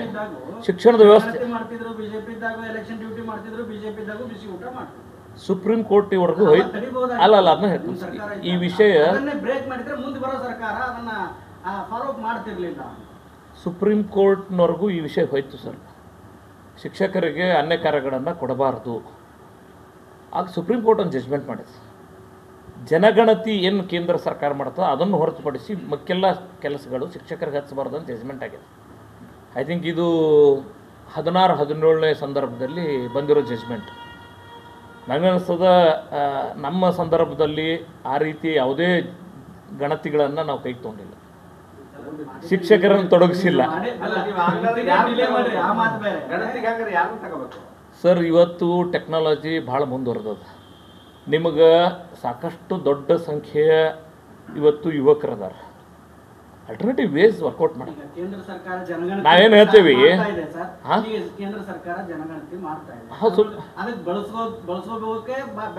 ಸರ್ ಸುಪ್ರೀಂ ಕೋರ್ಟ್ ತೀರ್ಮಾನದೊಳಗೆ ಅವಕಾಶ ಇರೋದು ಅದು ಒಂದಕ್ಕೆ, ಎಲ್ಲದಕ್ಕೂ ಅಲ್ಲ. ನಾವೇನು ಹೇಳೇವ್ರಿ, 10 ವರ್ಷಕ್ಕೊಮ್ಮೆ ಜನಗಣತಿ ಆಗ್ತದೆ, ಅದು ರಾಷ್ಟ್ರ ಕಾರ್ಯ, ಅದೊಂದು ಹೊರತುಪಡಿಸಿ ಯಾವುದಕ್ಕೂ ಬಳಸೋಬೇಡ್ರಿ ಅಂತ ಸುಪ್ರೀಂ ಕೋರ್ಟ್ ಜಡ್ಜ್ಮೆಂಟ್ ಆಗ್ಯದ. ಆದ್ರೆ ಇವ್ರು ಏನು ಮಾಡಾಕತ್ತಾರ, ರಾಜಕೀಯ ಕಾರಣಕ್ಕಾಗಿ ಈಗ ನೋಡ್ರಿ ಅದು ಒಳ ಮೀಸಲಾತಿ ಕೊಡಬೇಕು. ಈಗ ಅದಕ್ಕೊಂದು ಈಗ ಆಯ್ತಿಲ್ಲ 3 ತಿಂಗಳು ಸರ್. ಈ 3-4 ತಿಂಗಳು ಶಿಕ್ಷಕರ ಅದರೊಳಗೆ ಹೋಗ್ಯದ. ಈಗ 3-4 ತಿಂಗಳ ಪರೀಕ್ಷೆ ಒಳಗೆ ಹೋಯ್ತು. ಇನ್ನು ಅದು ಮಾಡೋದ್ರೊಳಗೆ ಜಾತಿ ಗಣತಿಗೆ ಮಾಡ್ತೀವಿ ಅಂತೇಳಿ 500 ಕೋಟಿ ರೂಪಾಯಿ ನಿನ್ನೆ ಬಜೆಟ್ನಾಗ ಇಟ್ರಿ. ಇದು ಮುಗೀತಿರೋಂಗೆ ಯಾವುದಕ್ಕೆ ಹಾಕಿದ್ರಿ ಕೈ ನೀವು? ಮುಂದಿನ ಜನಗಣತಿಯ ಟ್ರೈನಿಂಗು ಅದಕ್ಕೆ ತಯಾರಿಗಳು ಶುರು ಆಗ್ತಾವೆ. ಟ್ಯಾಬ್ ಯೂಸ್ ಮಾಡೋದು ಹೆಂಗೆ, ಅದು ಕಸ್ಟಮೈಸ್ಡ್ ಡಿವೈಸ್ ಇರ್ತದಲ್ರಿ ಸರ್. ಇದ್ರ ಪರಿಣಾಮ ಆಗಿ ನಾ ಏನು ಹೇಳ್ತೀನಿ, ಸರ್ಕಾರ ಮಾಡ್ಯೋದನ್ನು ಟೀಕೆ ಮಾಡೋದಕ್ಕಿಂತ ಹೆಚ್ಚಿನ ನನ್ನ ಫೋಕಸ್ ಇರೋದು ಯಾವುದಂದ್ರೆ ಶಿಕ್ಷಕರಿಗೆ ಬೋಧನೆ ಮಾಡೋಕ್ಕೆ ಬಿಡಲ್ರಾಗಿರಿ. ಏನು ನೋಟಿಸ್ ಕೊಡ್ತೀರೋ ಮಾರಾಯ ಅದು ಕೇಳಕ್ಕೆ ಇದನ್ನು ಹೇಳಿನೇ ಹೊರತಾಗಿ ಕಾಂಟೆಕ್ಸ್ಟ್ ಯಾವುದು? ನೀವು ಬೋಧನೆ ಮಾಡಬೇಕಾದವ್ರಿಗೆ ಬೋಧನೆ ಮಾಡೋಕ್ಕೆ ಅವಕಾಶ ಕೊಡ್ರಿ. 1 ವರ್ಷದಾಗ 3-4 ನೀವು ಗಣತಿಗೆ ಹಾಕಿದ್ರಿ ಅಂತ ಹೇಳಿದ್ರೆ ಮುಂದೆ ರಿಸಲ್ಟ್ ಕೊಡ್ರಿ ಅಂತೇಳಿ ಅವ್ರಿಗೆ ನೋಟಿಸ್ ಕೊಟ್ರಿ ಅಂದ್ರೆ ಅವ್ರಿಗೆ BP ಶುಗರ್ ಬರ್ಲಾಗ್ತದ್ರಿ ಸರ್. ಇದ್ರ ನಡಬರ್ಕ BLO BLA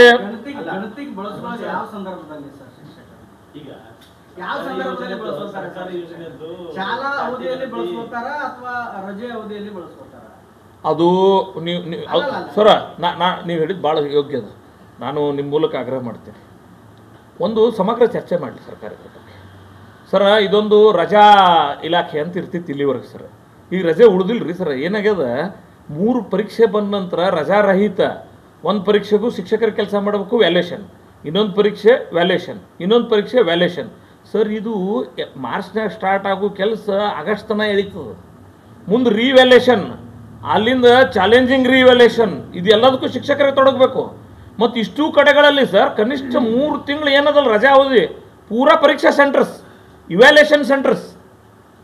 ಹಿಂಗಾಗಿ ಮೊದಲನಂಗೆ ನಾವು ನೀವು ಸಾಲಿ ಕಲಿಬೇಕಾದ್ರೆ ಅಕ್ಟೋಬರ್ ಸೂಟಿ ಬ್ಯಾಸ್ಗಿ ಸೂಟಿ ಅವೆಲ್ಲ ಹೋಗ್ಬಿಟ್ಟಾರ್ರಿ ಈಗ ಅವು.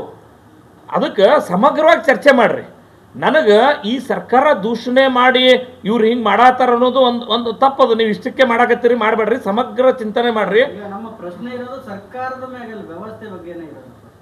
ಅದು ಯಾವುದೇ ಸರ್ಕಾರ ಬದಲಾದ್ರೆ ವ್ಯವಸ್ಥೆ ಬದಲಾಗಲ್ಲ, ಪ್ರಶ್ನೆ ಮಾತ್ರ ಅವೇ ಆಗಿರ್ತವೆ ಯಾವಾಗಲೂ ಅಂತ. ಅಲ್ಲಲ್ಲ, ಅದಕ್ಕೆ ಒಂದು ಪ್ರಶ್ನೆ ಆಲ್ವೇಸ್ ಅದು ಕಾಂಗ್ರೆಸ್ ಬಂದ್ರು ಅಷ್ಟೇ ಇರ್ತದೆ ವ್ಯವಸ್ಥೆ, ಬಿಜೆಪಿ ಬಂದ್ರು ಅಷ್ಟೇ ಇರ್ತದೆ. ಪ್ರಶ್ನೆ ಮಾತ್ರ ಎಲ್ಲರೂ ಅದನ್ನೇ ಇರ್ತಾರ, ಆದ್ರೆ ಸೊಲ್ಯೂಷನ್ ಮಾತ್ರ ಯಾವ ಸರ್ಕಾರನೂ ಕೊಡಲ್ಲ. ಅಲ್ಲ ಹಂಗಂತ ಸರ್, ಆಗಾಗಿನ ಸಂದರ್ಭದಲ್ಲಿ ಸೊಲ್ಯೂಷನ್ ಸಿಕ್ಕಾವಂತಾನೆ ಇಷ್ಟು ಪರ್ಫಾರ್ಮ್ ಮಾಡೋಕ್ಕಾಗ್ಯದ.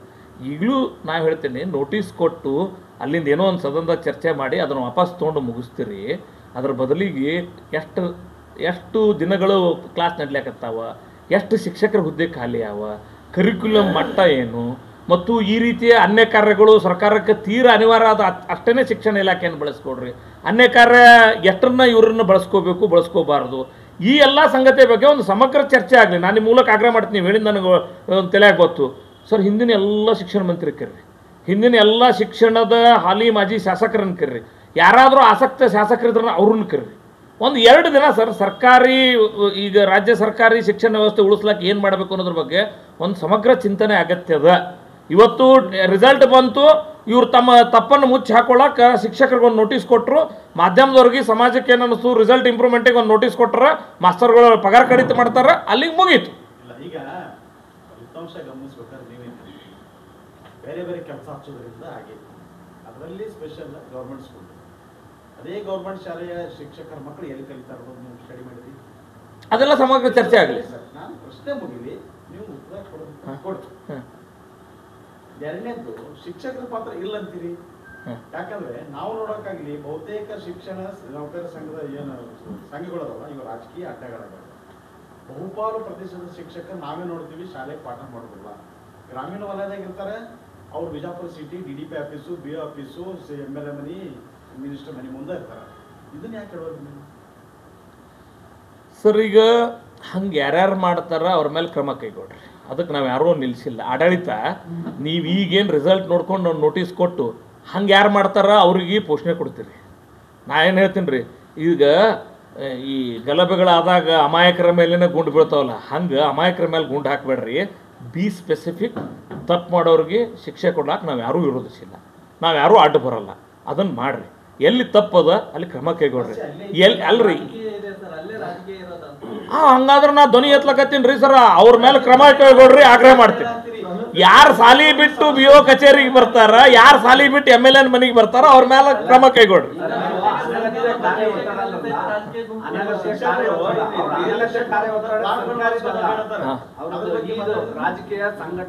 ಸರ್, ಅದನ್ನು ಸರಿ ಮಾಡುವ ಜವಾಬ್ದಾರಿ ಸರ್ಕಾರದ ಮೇಲೆ ಅದ. ಒಂದು ಸಮಗ್ರ ಚರ್ಚೆಗೆ ಮುಂದಾಗಿ ಸಮಗ್ರವಾಗಿ ಸರಿ ಮಾಡಿ. ಜವಾಬ್ದಾರಿ ವಿರೋಧ ಪಕ್ಷದ ಐತೆ ಅನ್ನೋದು ಮರ್ಯಾಕ ಹೋಗ್ಬೇಕು. ಅದಕ್ಕೆ ಹೇಳಕತ್ತೆ ಮತ್ತೆ ನಾವು ನಿಮ್ಮದೇ ಇಲಾಖೆ ಶಿಕ್ಷಕರು ಅಷ್ಟು ರಿಯಲ್ ಎಸ್ಟೇಟ್ ನಾಗ ತೊಡಿಯಾರ. ಒಂದು ಪ್ಲಾಟ್ ಸ್ಕ್ವೇರ್ ಫೀಟಿಗೆ ಮಾರಿಸ್ಕೊಂಡು 200 ರೂಪಾಯಿ ಕಮಿಷನ್ ಐತವ್ರು. ಒಂದು ಸ್ಕ್ವೇರ್ ಫೀಟಿಗೆ ಸರ್ ಖಂಡಿತ ಅಂತವ್ರ ಮೇಲೆ ಕ್ರಮ ಆಗುತ್ತೆ. ನಾ ಧ್ವನಿ ಈಗ ಧ್ವನಿ ಇಷ್ಟು ದೊಡ್ಡ ಧ್ವನಿಯೊಳಗೆ ಹೇಳಕತ್ತೀನಿ ಸರ್. ಸರ್ ಯಾರು ಪಾಠ ಮಾಡಬಾರಪ್ಪ ಅಂದ್ರೆ ಇವರು ಮಾಡೋದ ಬೇರೆ ಮಾಡ್ತಾರೆ ಸರ್. ಹಂಗೆ ಯಾರು ಮಾಡ್ತಾರ ಅವ್ರ ಮೇಲೆ ಕ್ರಮ ಕೈಗೊಳ್ರಿ. ಹಂಗತ್ ಪಾಠ ಮಾಡೋರ್ ಮೇಲೆ ಗದ ಪ್ರಹಾರ ಮಾಡ್ಬೇಡಿ. ಸರ್ಕಾರ ಆಡಳಿತ ಸರ್ಕಾರ ಸರ್ ತಪ್ಪು ಈ ವಿಚಾರ ನಿಮ್ ಗಮನಕ್ಕೆ ಐತೋ ಇಲ್ಲೋ? ಅರುಣ್ ಶಾಪುರ್ ಅವ್ರ ಗಮನಕ್ಕೆ ಐತೋ ಇಲ್ಲೋ? ಸರ್ ಯಾರು ಹಂಗ ಗಮನಕ್ಕೆ ಬಂದಾಗ ಸಂಬಂಧಪಟ್ಟಂತ ಅಧಿಕಾರಿಗಳ ಗಮನಕ್ಕೆ ತೊಗೊಂಬಂದು ಶಿಸ್ತು ಕ್ರಮ ಮಾಡಿಸುವಲ್ಲಿ ಯಾವತ್ತು ಹಿಂದುಳಿಯಲ್ಲ. ನೀವು ಏನ್ ಮಾಡ್ತೀರ ಅಂತ ಕೇಳಿಲ್ಲ ಪ್ರಶ್ನೆ. ಏನ್ ಹೇಳಿವ್ರಿ ಅದಕ್ಕೆ ಯಾವತ್ತು ಹಿಂದುಳಿಯಲ್ಲ. ನಮ್ಮ ಪ್ರಶ್ನೆ ನಿಮ್ಗೆ ಅರ್ಥ ಆಗಿಲ್ಲ, ಇನ್ನೊಂದು ಹೇಳ್ರಿ. ಈ ವಿಚಾರ ನಿಮ್ ಗಮನಕ್ಕೆ ಬಂದದೋ ಇಲ್ಲೋ ಇಷ್ಟ ಸರ್? ಇದು ಒಂದೇ ಸಲ ಗಮನಕ್ಕೆ ಬರುವುದಲ್ಲ, ಯಾವಾಗ ತಪ್ಪುಗಳಾಗ್ತಾವ ಗಮನಕ್ಕೆ ಬಂದ್ರೆ ಖಂಡಿತ ಆಗಿನ ಸಂದರ್ಭದಾಗ ಅಧಿಕಾರಿಗಳ ಗಮನಕ್ಕೆ ಶಿಸ್ತು ಕ್ರಮ ಕೈಗೊಳ್ಳಕ್ ಹಚ್ತೀವಿ. ಕೇಳಿರೋದು ನಂಗೆ ಗೊತ್ತಿಲ್ಲ. ಹಂಗೆ ಯಾವ್ದು ರೈತ ಹೇಳ್ರಿ, ನಾವು ನೀವು ಕೂಡ ಹೇಳೋಣ ಆಫೀಸರ್ಗೆ. ಇಂಥ ವಿಚಾರಗಳು ಗಮನಕ್ಕೆ ಬಂದಾವೋ ಇಲ್ಲೋ? ಸರ್ ನಾ ಹೇಳಿನಲ್ಲ, ಗಮನಕ್ಕೆ ಬಂದ ವಿಷಯಗಳನ್ನ ಇಲಾಖಾ ಅಧಿಕಾರಿಗಳ ಗಮನಕ್ಕೆ ತೊಗೊಂಬಂದು ಶಿಸ್ತು ಕ್ರಮ ತೆಗೆದುಕೊಳ್ಳಕ್ ಅವಕಾಶ ಹಿಂದೂ ಕೊಟ್ಟೇವಿ, ಈಗೂ ಮಾಡ್ತೀವಿ. ಇಲ್ಲ, ನಾನು ಮನಸ್ಸಿಗೆ ಇಟ್ಕೊಂಡು ಕೇಳೋದು, ನಮ್ಗದ ಕೇಳಿ ಸರ್, ನಮ್ಗದ್ರದ್ದು ಇದಿಲ್ಲ, ದರ್ದಿಲ್ಲ. ನಾವು ಕೇಳೋದು ನೇರವಾಗಿ ಕೇಳೋದು. ಶಿಕ್ಷಕರ ಪ್ರತಿನಿಧಿಸ್ತಕ್ಕಂಥ ಜನಪ್ರತಿನಿಧಿ, ನಿಮ್ಮ ಶಿಕ್ಷಕರಂತ ಈ ಸಮಸ್ಯೆಗಳು ನಿಮ್ ಗಮನಕ್ಕೆ ಬಂದಾವೋ ಇಲ್ಲೋ? ಇವರು NA ಪ್ಲಾಟ್ ಮಾಡಿಸೋದು, ರಿಯಲ್ ಎಸ್ಟೇಟ್ ಮಾಡೋದು, ಶಾಲೆಗೆ ಹೋಗದೆ ಇರೋದು, ರಾಜಕಾರಣ ಮಾಡೋದು ನಿಮ್ಮ ಗಮನಕ್ಕೆ ಐತೋ ಇಲ್ಲೋ? ಸರ್ ಸ್ಪೆಸಿಫಿಕ್ಕಾಗಿ ಇಂಥದೇ ಅನ್ನೋದು ಜನರಲ್ ಡಿಸ್ಕಷನ್ಸ್ ನಮ್ಮಿದ್ರಿಗೆ ಆಗ್ಯಾವ. ಏನು ರೀ ನಿಮ್ಮ ಶಿಕ್ಷಕರು ಹಂಗೆ ಮಾಡ್ತಾರೆ ಹಿಂಗೆ ಮಾಡ್ತಾರೆ ಅನ್ನೋ ಜನರಲ್ ಡಿಸ್ಕಷನ್ 100% ನಮ್ಮಿದ್ರಿಗೆ ಬಂದವು. ಸ್ಪೆಸಿಫಿಕ್ಕಾಗಿ ಇಂಥವು ಬಂದು ಏಜೆಂಟಾಗಿ ನನಗೊಂದು ಪ್ಲಾಟ್ ಕೊಡಿಸ್ಯಾನ್ರಿ ಅನ್ನೋರು ಯಾರೂ ಹೇಳಿಲ್ಲ, ಅಥವಾ ನನ್ನ ಪ್ಲಾಟ್ ಮಾರ್ಸ್ಯಾನ್ ಅನ್ನೋರು ಯಾರೂ ಹೇಳಿಲ್ಲ. ಇದು ನೋಡ್ರಿ, ಯಾರೇ ಬಗ್ಗೆನೋ ಆರೋಪ ಮಾಡ್ಬೇಕಾದ್ರೆ ಕೊನೆಗೂ ನೀವೇ ಕೇಳ್ತೀರಿ, ಶಾಪುರವರು ಆರೋಪ ಮಾಡ್ತೀರಿ ನೀವು ಮಾತ್ರ ಏನು ದಾಖಲೆ ಆಗುತ್ತೆ. ಅದಕ್ಕೆ ಎಲ್ಲರೇ ಹಂಗೆ ಸ್ಪೆಸಿಫಿಕ್ ಕಂಡಾಗ 100% ಆ್ಯಕ್ಷನ್ ಆಗಿದೆ. ನಾನು ನಿಮ್ಗೆ ಬೇಕಾದ್ರೆ ಹಿಂದಾಡೆ ಸಿಗ್ರಿ ಮಾಹಿತಿ ಕೊಡೋಣ. ಆಮೇಲೆ ಖಾಸಗಿ ಅನುದಾನ ಶಾಲೆಗಳೇನು ಇಲ್ಲಿ ಶೈಕ್ಷಣಿಕ ಗುಣಮಟ್ಟ ಅಷ್ಟು ಇಂಪ್ರೂವ್ಮೆಂಟ್ ಆಗಲೇ ಇಲ್ಲ. ಕಳೆದ ಬಾರಿ ರಿಸಲ್ಟ್ಸು ಈಗ ನೋಡ್ರಿ ನೀವು ಏನು ಅನಿಸ್ತದೆ? ನೀವು ಹೇಳಿರೋ ಕಾರಣಕ್ಕಾಗಿಯೇ ಒಂದು ಸಮಗ್ರ ವಿಶ್ಲೇಷಣೆ ಅಗತ್ಯವಿದೆ ಅಂತ ನಾನು ಮೊದಲೇ ಹೇಳಿದೆ ಸರ್. ಬ್ಲಾಕ್ ಹಂತದಿಂದ ಸರ್ಕಾರ ಮೊದಲು ಅದಕ್ಕೆ ಮುಂದಲ್ಲಿ ಒಂದು ಶ್ವೇತಪತ್ರ ಹೊಡಿಸ್ತೀವಿ ಅಂತ ಕಲ್ಪನೆ ಮಾಡ್ಕೊಳ್ಳಿ ಅವರು. ಬ್ಲಾಕ್ ಹಂತದಿಂದ ಎಷ್ಟು ಸಾಲ ಯಾವ, ಏನು ರಿಸಲ್ಟ್ ಅದ, ಬರೋ ಮಕ್ಕಳ ಫಾರ್ ಎಕ್ಸಾಂಪಲ್ ಹಿಂದೆ ವಿಶ್ವೇಶ್ವರ ಹೆಗಡೆ ಕಾಗೇರಿ ಅವ್ರು ಇದ್ದಾಗ ಸರ್ ಒಂದು ಭಾಳ ಒಳ್ಳೆ ಕೆಲಸಕ್ಕೆ ಕೈ ಹಾಕಿದ್ರು. ಏನು ಮಾಡಿದ್ರು ಅಂತ ಹೇಳಿದ್ರು ಸರ್, ಸರ್ಕಾರಿ ಶಾಲೆಗೆ ಬರುವಂಥ ಭಾಳ ಮಕ್ಕಳು ಫಸ್ಟ್ ಜನ್ರೇಷನ್ ಮಕ್ಕಳು ಬರ್ತಾರೆ ಸರ್. ಈಗ ಫಾರ್ ಎಕ್ಸಾಂಪಲ್ ನಮ್ಮ ಮುತ್ತೆ 7ನೇ ತನಕ ಓದಿದ್ದೆ ಸರ್, ಸಾಲಿ ನೋಡಿದ್ದು ನಮ್ಮ ಮುತ್ತೆ ನಮ್ಮ ಅಂತಂದೊಳಗೆ. ನಮ್ಮಪ್ಪ 10th, ನಾನು ಬಿಕಾಮ್ ಮೇಲೆ ಇರ್ತೀವಿ. ನನ್ನ ಮಗ ಎಷ್ಟನೇ ಜನ್ರೇಷನ್ ಆದಂದ್ರೆ ಸಾಲಿಗೆ ಬರೋವ 4th ಜನ್ರೇಷನ್. ಸರ್ಕಾರಿ ಶಾಲೆಗಳದಾಗ ಸರ್ ಫಸ್ಟ್ ಜನ್ರೇಷನ್ ಮಕ್ಕಳು ಬರ್ತಾರೆ. ಹಿಂದುಳುವಿಕೆ ಅಂದ್ರೆ ಇಲ್ಲಿಟ್ರೇಟ್ ಪೇರೆಂಟ್ಸ್ ಇರ್ತಾರೆ. ಸಾಲಿ ನಮ್ಮ ಅಂತಂದಾಗ ಒಂದು ಮಗು ಸಾಲಿಗೆ ಹೋಯ್ತಪ್ಪ ಅನ್ನುವಂಥ ಸ್ಥಿತಿಯೂ ಅದಾವೆ ಸರ್. ಹೀಗಾಗಿ ಈ ಬೇರೆ ಬೇರೆ ಸಂಗತಿಗಳು ಪರಿಣಾಮ ಬೀರ್ತಾವೆ. ಫಸ್ಟ್ ಜನ್ರೇಷನ್ ಮಗುವಿನ ಕಲಿಕೆ ಲರ್ನಿಂಗ್ ಔಟ್ಕಮಿಗೂ 4th ಜನ್ರೇಷನ್ ಶಿಕ್ಷಣದ ಎಕ್ಸ್ಪೋಜರ್ ಮಗುವಿನ ಕಲಿಕೆ ಲರ್ನಿಂಗ್ ಔಟ್ಕಮಿಗೂ there are lot of differences sir. ಅದಕ್ಕೆ ನಾನು ಏನು ಹೇಳ್ತೀನಿ, ಇದು ಒಂದು ಹೇಳಿದೆ, ಒಂದೇ ಮಾಪದಂಡನ ಹೇಳಿದ್ದು. ಇಂಥ ಒಂದು 100 ಮಾಪದಂಡಗಳನ್ನ ಇಟ್ಕೊಂಡು ನೀವು ಶಾಲಾವಾರು ವಿಶ್ಲೇಷಣೆ ಆಗಬೇಕು. ಇದು ಯಾರು ಮಾಡಬೇಕು? Block education, diet, DDPI level ನೋಡಿ ಸರ್. 2 ವರ್ಷ ಆಯಿತು ಇನ್ಚಾರ್ಜ್ ಮೇಲೆ DDPI ಅದನ್ನ ಮೊನ್ನೆ ಹೇಳಿದ್ನಲ್ರಿ. ನೀವು ಇದ್ರದ್ದು ಹೋರಾಟ ಮಾಡ್ತೀನಿ ಅಂತೇಳಿ 3ನೇ ಪ್ರೆಸ್ ಮೀಟ್ ಇತ್ತು. ಯಾವುದು ಸರ್? ನೀವು ಇದು ಹೋರಾಟ ಮಾಡ್ತೀರಿ ಯಾವುದು ಸರ್? DDPI ಬಗ್ಗೆ ಸರ್ ಹೋರಾಟ ಅಂದ್ರೆ ನಾನು 100% ಹೋಗಿ ಮೊನ್ನೆನೂ ಸರ್ ಅಲ್ಲಿ ಎಂಥ ಪರಿಸ್ಥಿತಿ ಬಂತಂದ್ರೆ ಜಿಲ್ಲಾ ಉಸ್ತುವಾರಿ ಮಂತ್ರಿಗಳ ಮನೆಗೆ ಹೋಗಿದ್ದೆ. ನಾನು ಹೋಗಿ ಕುತ್ಕೊಂಡು DDPI ಕೊಡದೇ ಇದ್ರೆ ನಿಮ್ಮ ವಿರುದ್ಧ ಪ್ರೆಸ್ ಮೀಟ್ ಮಾಡಿದ್ದೀನಿ. ಹೋರಾಟ ಅನ್ನೋದು ಅಲ್ಲಿ ಧರಣಿ ಕುಂದ್ರೋದೇ ಅಲ್ಲ, CM ಆಫೀಸಿಗೆ ಹೋಗಿ ಕುತ್ಕೊಳ್ಳೋದು ಒಂದು ಹೋರಾಟನೇ ಸರ್. ನಾ ಏನು ಮಾಡೀನಿ ಅಂದ್ರೆ CM ಆಫೀಸ್ಗೆ ಹೋಗಿದ್ದೆ, ಅಲ್ಲೂ ಹೋಗಿದ್ದೆ. ಯಾರೋ ಒಬ್ರು ಗಿರೀಶ್ ಅಂತ ಒಬ್ರು DDPI ಹಾಕಿದ್ರು. ಅವ್ರು ಬರೋಕೆ ರೆಡಿಯಲ್ಲಿ ಹೆದರ್ಲಾಗ್ತಾರೆ ಈ ಜಿಲ್ಲಾಕ್ಕೆ ಬರ್ಲಾಕ್ಕೆ. ಸೊ ಯಾರಾದರೂ ಒಬ್ಬರು ಒಳ್ಳೆಯವ್ರಿಗೆ ಹಾಕ್ರಿ ಅಂತ ಹೇಳಿದ್ರು. ಈ ರೀತಿಯ ವ್ಯವಸ್ಥೆಯನ್ನು ಮುಖ್ಯಮಂತ್ರಿಗಳು ಮತ್ತು ಜಿಲ್ಲಾ ಉಸ್ತುವಾರಿ ಸಚಿವರ ಗಮನಕ್ಕೆ ತಂದೀನಿ. ಅವ್ರೇನು ಹೇಳಿದ್ರು ಅಂದ್ರೆ ಒಳ್ಳೆಯವ್ರು ಯಾರಿದ್ದಾರೆ ನೋಡ್ರಿ ಅಂತ ಹೇಳೋ ಸ್ಥಿತಿಯೊಳಗೆ ಅವರು ಅದಾರೆ. ಪ್ರಮೋಷನ್ಸ್ ಆಗಬೇಕಾಗ್ಯದ ಸರ್. ಈಗ ಇದು ಸೊಲ್ಯೂಷನ್ ಅವ್ರಿಗೆ ತೆಗೆದುಕೊಂಡು ಲಾಸ್ಟ್ ಟೈಮ್ ಏನಿಲ್ಲ ಯಾಕೆ ಹೆದ್ರಾಗತ್ತಾರ. ಸೊ ಅವ್ರ ಗಮನಕ್ಕೆ ತಂದೀನಿ. ಭಾಳಷ್ಟು ಸಂದರ್ಭದಾಗ ಆಡಳಿತದ ಒತ್ತಡದಾಗ MP ಪಾಟೀಲ್ರ ನೀವು ನೀರಾವರಿ ಸಿಕ್ಕಾಗ ಒಂದು ಹೆಸರು ಮಾಡಿರಿ, ಈ ಜಿಲ್ಲಾ ಉಸ್ತುವಾರಿ ಮಾಡೋದ್ರಾಗ ಹೆಸರು ಕೆಡಿಸ್ಕೋಬೇಡ್ರಿ ಅನ್ನೋ ಶಬ್ದದವರೆಗೂ ಹೇಳಿದ್ದೀನಿ ನಾನು. ಭಾಳ ಸ್ಪಷ್ಟ ಹೇಳ್ತೀನಿ ಸರ್. ಅವ್ರಿಗೆ ವಿರೋಧ ಪಕ್ಷವಾಗಿ ನಾವೇನು ಟೀಕೆ ಮಾಡ್ತೀವಿ ಮಾಡ್ತೀವಿ. ಈಗ ಒಂದು DDPI ಕೊಡಲಾರ್ದೆ ಇನ್ಚಾರ್ಜ್ ಮಾಡಿ 3 ಪರೀಕ್ಷೆ ನಡೆಸಿ ಹಿಂಗೆ ವಿಫಲರಾದ್ರೆ ಹೆಸರು ಯಾರು ಕೆಡ್ತದ? ಜಿಲ್ಲೆದು ಎಷ್ಟು ಕೆಡ್ತದೋ ಇದ್ರ ಆಡಳಿತದ್ದು ಕೆಡ್ತದೆ. ಜಿಲ್ಲಾ ಆಡಳಿತ ಕೆಡ್ತಂದ್ರೆ ಜಿಲ್ಲಾ ಉಸ್ತುವಾರಿ ಸಚಿವರು ನಿಮ್ಮದು ಕೆಡ್ತದೆ. ಇದಕ್ಕೆ ಅಂದ್ರೆ ಎರಡೂ ಇರ್ತದೆ ರೀ. ಜನರ ಪರವಾಗಿ ಕಾಳಜಿ ಇರ್ತದೆ, ಅವ್ರ ಪರವಾಗಿ ಸ್ವಲ್ಪ ರಾಜಕೀಯವಾಗಿ ಅವ್ರ ಸ್ವಲ್ಪ ಕಾಲು ಎಳೆದಿರ್ತದೆ. ಇದು ಎಲ್ಲ ರೀತಿ ಮಾಡ್ಬೇಕಾಗ್ತದೆ ಸರ್. ಅಂದ್ರೆ ವ್ಯವಸ್ಥೆ ಸರಿ ಹೋಗ್ತದೆ. ಕಾಳಜಿ ಜನರ ಪರವಾಗಿ ಅದ, ಅವ್ರಿಗೆ ಒಂದು ಸ್ವಲ್ಪ ಚಾಟಿ ಹೊಡಿಯೋದು ರಾಜಕೀಯವಾಗಿ ಹೊಡಿಬೇಕಾಗ್ತದೆ. ಹಾಗೆಲ್ಲ CM ಅವ್ರಿಗೂ ಹೇಳಿ ಬಂದೀನಿ, ಯಾರಿಗೆ ಮಾಡಬೇಕು ಅಂತ ಕೇಳಿದ್ರು. ಇಲ್ವಾ ಅಂದರು. ಅದೊಂದು ಸ್ವಲ್ಪ ಇವ್ರಿಗೆ ಕರೆದು ಹೇಳಿದ್ರು, ನೋಡಪ್ಪ ಅದು ಅರುಣ್ ಶಾಪುರ್ ಹೇಳ್ತಾರೆ, ನೋಟ್ ಮಾಡ್ಕೊ, ಬಿಜಾಪುರಕ್ಕೇನೋ ಇನ್ಚಾರ್ಜ್ ಅರತ್ತ, ನೋಟಿಸ್ ಕೊಡ್ತೀರಿ, ಎಲ್ಲ ಮಾಡ್ತೀರಿ ನಮ್ಮ ಶಿಕ್ಷಕರು, ನಾವೇನು ಬಲಿಪಶುಗಳ ಯಾರು ಹೇಳೋರು ಕೇಳೋರಿಲ್ಲ ಅಂದ್ಕೊಂಡ್ರಿ ಸರ್. ಎಲ್ಲ ಸಂಗತಿಗಳು ಆಯಾ ಲೆವೆಲ್ದಾಗ ನಾವು ಎಫರ್ಟ್ ಮಾಡಬೇಕಾಗ್ತದೆ. ಇವತ್ತು ಇದರ ಉದ್ದೇಶ ಇಷ್ಟೇ, ಒಂದು ದೊಡ್ಡ ಚರ್ಚೆ ಶುರು ಆಗಲಿ ಸರ್. ಒಂದು ಸರ್ಕಾರದೊಳಗೆ ತೀರ್ಮಾನ ಆಗಲಿ. ಲಾಸ್ಟ್ ಟೈಮ್ ಸರ್ ನಾ ಇವತ್ತು ಹೇಳ್ತೀನಿ, ಗ್ರೇಸ್ ಮಾರ್ಕ್ಸ್ ಇಲ್ಲಿಂದ ಸ್ಟಾರ್ಟ್ ಮಾಡಿದೆ. ನಿಮ್ಮಗಳ ಮಧ್ಯದವರಿಂದ ನೀವು ಎಲ್ಲರೂ ಸರಿಯಾಗಿ ಚರ್ಚೆ ಮಾಡಿಸಿದ್ರಿ, ನಾನು ಸ್ಟಾರ್ಟ್ ಮಾಡಿದೆ ಸರ್. ನೀವು ಹಿಂಗೆ ಚರ್ಚೆ ಮಾಡೋದ್ರಿಂದ ನನಗೂ ಹೊಸ ಹೊಳವುಗಳು ಬರ್ತಾವೆ.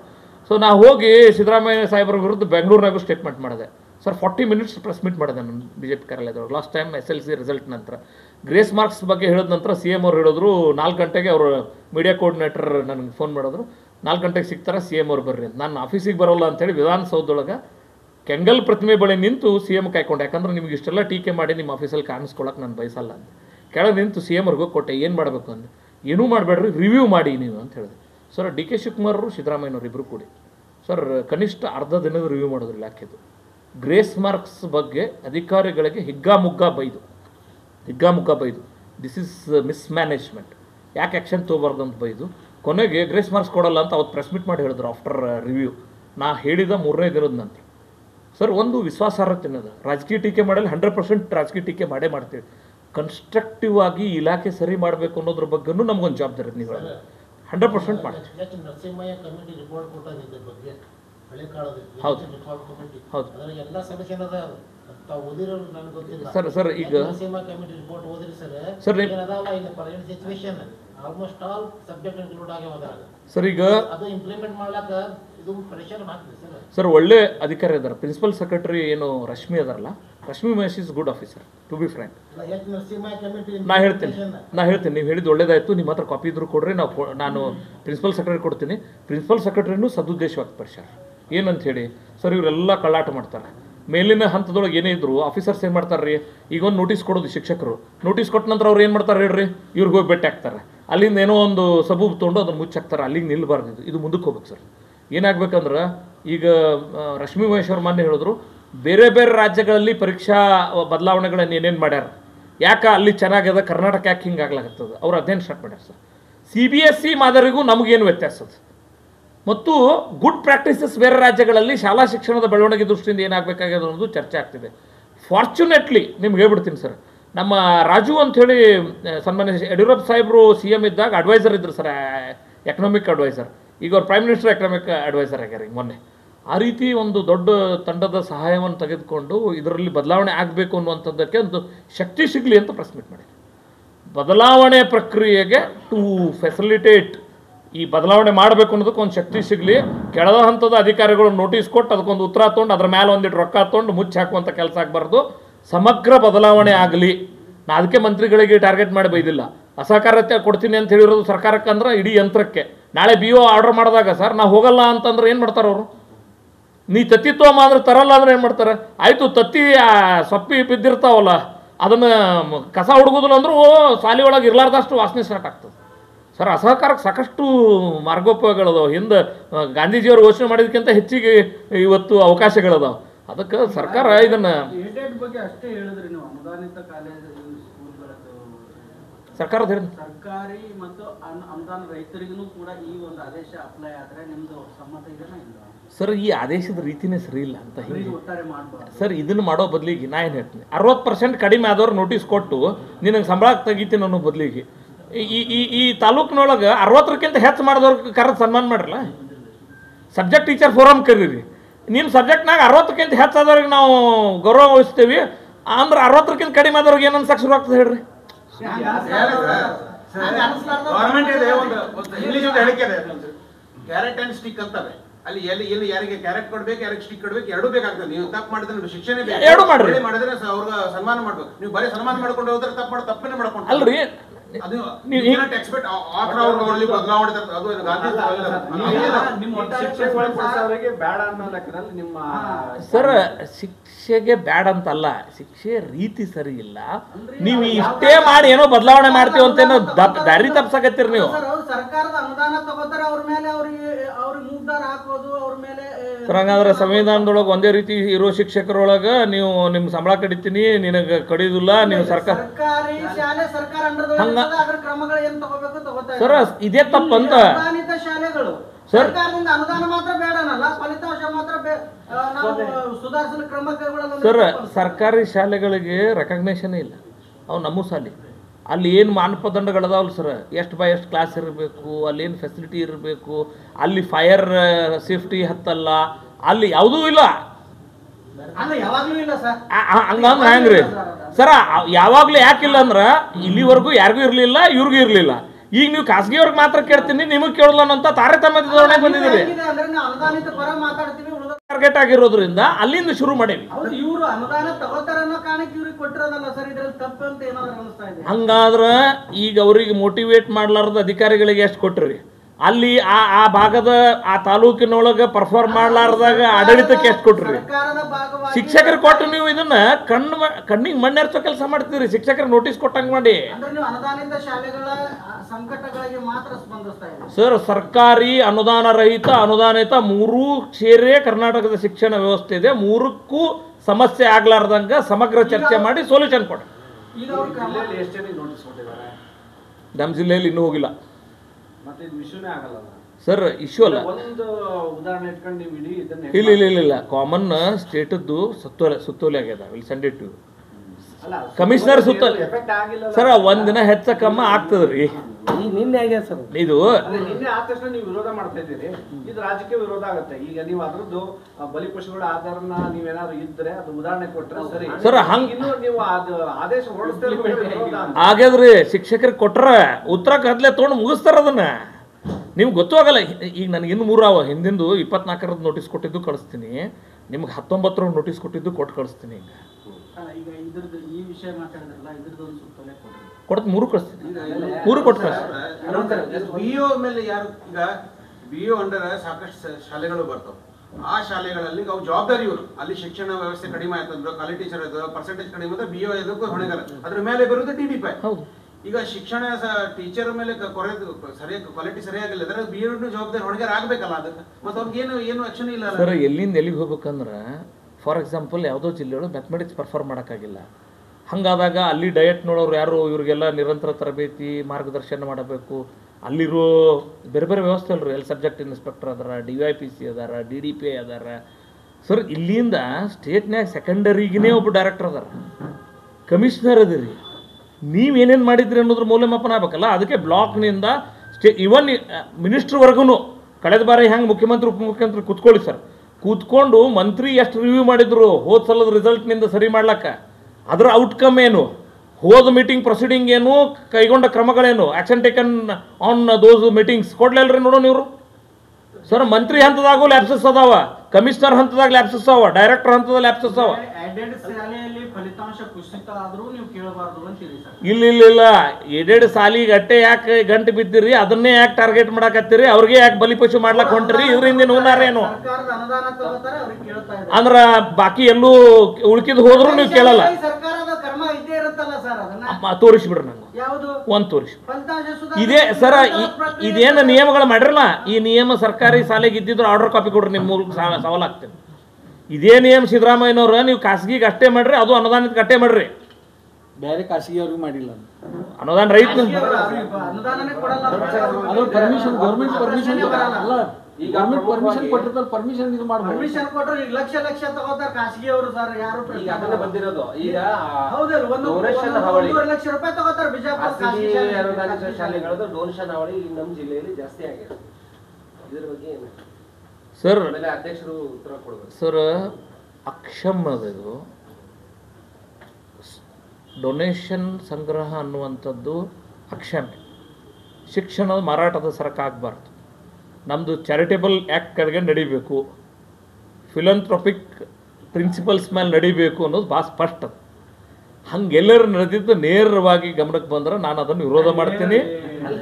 ನಾನು ನೇರವಾಗಿ ವಿರೋಧ ಮಾಡ್ತೀನಿ. ನೀವು ನೇರವಾಗಿ ಗಮನಕ್ಕೆ ಹೆಂಗ್ ಬರುತ್ತೆ ಸರ್? ನಾನೇ ಕೊಟ್ಟಿರ್ತೀನಿ, ಈಗ ನಿಮ್ಗೆ ಹೇಳಕ್ಕಾಗಲ್ಲ, ನೀವು ಕೊಟ್ಟಿರ್ತೀನಿ. ಹೆಂಗ್ ಮಾಡ್ಬೇಕು ಹೇಳಿ? ನಾ ಹೆಂಗ್ ಮಾಡ್ಬೇಕು? ಈಗ ನಮ್ಮ ಜಿಗಿನ್ ಸಾಹೇಬ್ ನೆನಪಾತ್ರ ನಾ ಹೆಂಗ್ ಮಾಡ್ಬೇಕು ಹೇಳಿ? ನೀವು ಹೇಳಲ್ಲ, ಕೊಟ್ಟವನು ಹೇಳಲ್ಲ, ತೊಗೊಂಡವನು ಹೇಳಲ್ಲ, ನಾನು ನಡ್ಬರ್ಕ್ ಹೆಂಗ್ ಮಾಡ್ಬೇಕು? ನಿಮ್ ಪಕ್ಕದಲ್ಲಿ ಕೂತಾರ ಅಧ್ಯಕ್ಷರಿಗೆ ಹೇಳ್ರಿ. ಇದು ವರದಕ್ಷಿಣೆ ಪಿಡುಗತ್ತಾರಲ್ರಿ, ಅವ ಹತ್ತೋತಾನ ಇವ ಕೊಡ್ತಾನ, ನಡ್ಬರ್ಕ್ ನೀ ಏನ್ ಮಾಡ್ತಿ ಅಂದ್ರೆ ನಾ ಹೆಂಗ್ ಮಾಡ್ಬೇಕು ಹೇಳಿ? ಅವ್ರದ್ದು ಅದೇ ಅದು ಪಾಪ. ಅವ್ರೇನು ಹೇಳೋದು? ಕೊಟ್ಟವ್ರು ಹೇಳಲ್ಲ, ತೊಗೊಂಡವ್ರು ಹೇಳಲ್ಲ. ಬಿಜಾಪುರ ಜಿಲ್ಲೆ ಫಲಿತಾಂಶ ತೀರಾ ನಿಕೃಷ್ಟವಾಗಿ, ಬಹಳ ಕೆಟ್ಟದಾಗಿದೆ. ಬಹಳ ಕೆಟ್ಟ ಅಂದ್ರೆ ತೀರಾ ಅವಮಾನ. ಇದ್ರ ಹೊಣೆನ ಯಾರಿಗೂ ಯಾರೋ ಹೊರಬೇಕು. ನೇರ ಕರ್ನಾಟಕ ಸರ್ಕಾರ ಹೊಂದಬೇಕು ಸರ್. ಡಿಡಿ ಸರ್ ಡಯಟ್ ಪ್ರಿನ್ಸಿಪಾಲ್ರು ಇಲ್ಲ, ನಿಮಗೆ DDP ಇಲ್ಲ ಸರ್. 3 ಇನ್ಚಾರ್ಜ್ ಪಾಪ ಅವರು DDP ಅದಾರಲ್ರಿ. ಈಗ ಅವ್ರಿಗೆ 3 ಇನ್ಚಾರ್ಜ್ ಯಾವ್ಯಾವ ಅಂದ್ರೆ, ಅವರು ಬೇಸಿಕಲಿ DYPC ಸರ್, ಅವ್ರಿಗೆ EO ಇನ್ಚಾರ್ಜ್, ಅದ್ರ ಮೇಲೆ DDP ಇನ್ಚಾರ್ಜ್. ಒಂದು ಕೆಲಸ ಮಾಡತ್ತೆ ಹೇಳ್ರಿ ಸರ್, ಸರ್ಕಾರದವ್ರಿಗೆ ಹೊಣೆ ಮತ್ತೊಬ್ಬರಿಗೆ ಹೊರಸೋಣತ್ತ ಆದ್ರೆ ಅಲ್ರಿ. ಒಂದು ಅದನ್ನು ನಿಮ್ಮ ಮೂಲಕ ಹೇಳತ್ತೀನಿ ರೀ ಸರ್, ಸರ್ಕಾರದವ್ರಿಗೆ ಹೇಳ್ರಿ ಅಂದ್ರೆ ಪತ್ರಿಕೆ ಒಳಗೆ ಹೇಳ್ರಿ ಸರ್. ಒಂದು ಕೆಲಸ ಮಾಡತ್ತೆ ಹೇಳ್ರಿ, ಒಬ್ಬನೇ DDP ಆಗಿ ಯಾರಿಗಾರ ಒಬ್ರಿಗೆ ಹೆಚ್ಚು ರೊಕ್ಕ ಕೊಡೋರು ನೋಡಿ, ಈ ಆಫೀಸ್ನಾಗ ಕ್ಲರ್ಕ್ ಪ್ಯೂನ ಅವು ಸಹಿತ ತೆಗೆದು ಬಿಡತ್ತೆ ಹೇಳ್ರಿ. ಒಂದು 20-30 ಅಲ್ಲಿ ಸ್ಯಾಂಕ್ಷನ್ ಪೋಸ್ಟ್ ಅಲ್ರಿ, ಒಬ್ರಿಗೆ ಇನ್ಚಾರ್ಜ್ ಕೊಟ್ಬಿಡತ್ತೆ ಹೇಳ್ರಿ. ಅವ್ರ ಆತ್ಮಕ್ಕೆ ಅವಾಗಾರ ತೃಪ್ತಿ ಆಗ್ತದೆ ನೋಡು. ಏನು ರೀ ಮಾನ ಮರ್ಯಾದೆ ಬೇಕಲ್ಲ. ಒಬ್ಬ ಸರ್ ಒಂದೊಂದು DYPC ಇಡೀ ಜಿಲ್ಲೆ ಎಲ್ಲ ನೋಡ್ಬೇಕು, ಸಮಗ್ರ ಶಿಕ್ಷಾದ್ದು. ಅಲ್ಲಿಂದ ಅವ್ರಿಗೆ EO ಅಕಾಡೆಮಿಕ್ ಇದು ಪರ್ಫಾರ್ಮೆನ್ಸ್ ಸಲುವಾಗಿ EO ಪೋಸ್ಟ್ ಅದ. ಇದ್ರ ಮೇಲೆ ರೀ ಅಲ್ಲಿ ಡಯಟ್ ಅದ ಸರ್ ಡಯಟ್ಗಳು ಓಸು ಕಡೆನೂ ಡಿ ಎಡ್ ಅನ್ನೋದು ಬಂದಾಗಿ ಹೋಗ್ಬಿಟ್ಟದು. ಎಲ್ಲಿ ಡಿ ಎಡ್ ನಡೀತಿಲ್ಲ, ಏನೂ ಪರಿಸ್ಥಿತಿ ಏನದ ಅಂದ್ರೆ ರೀ ನಿಮ್ಗೆ ಅದು ಸರ್ವ ಶಿಕ್ಷೆ ಅಭಿಯಾನ ಏನು ಬಂದಾಗ್ಯದ ಹೇಳ್ರಿ. ಅಲ್ಲ ಸರ್, ಇದೆಲ್ಲ ಅವ್ಯವಸ್ಥೆ ಇದ್ರು ನೀವು ಇಲ್ಲಿ ಜಿಲ್ಲೆಯ ಸಚಿವರನ್ನ, ಜಿಲ್ಲೆಯ ಶಾಸಕರನ್ನ ನೀವು ಹೊಣೆಗಾರನ್ನ ಮಾಡ್ತಾ ಇಲ್ಲ, ಬರೀ ಸರ್ಕಾರನ ಮಾಡ್ತಾ ಇದ್ದೀರ ಸರ್. ಇಲ್ಲಿ ಸರ್ಕಾರ ಅಂದ್ರೆ ಜಿಲ್ಲಾ ಉಸ್ತುವಾರಿ ಸಚಿವರೇ ಹೋಗಿ ಹೇಳಿ ಬಂದೀನಿ, ನಿಮ್ಮ ಮರ್ಯಾದೆ ಕಳ್ಕೊತಿರು, ಎಲ್ಲರೂ ಗಳಿಸಿದ್ದು ಒಳ್ಳೆ ಹೆಸರು ಇಲ್ಲಿ ಕಳ್ಕೊತಿರು ಅಂತ ಹೇಳಿ ಬರೀ ಅವ್ರಿಗೆ ಕನ್ವಿನ್ಸ್ ಮಾಡಿದ್ದೀರಿ.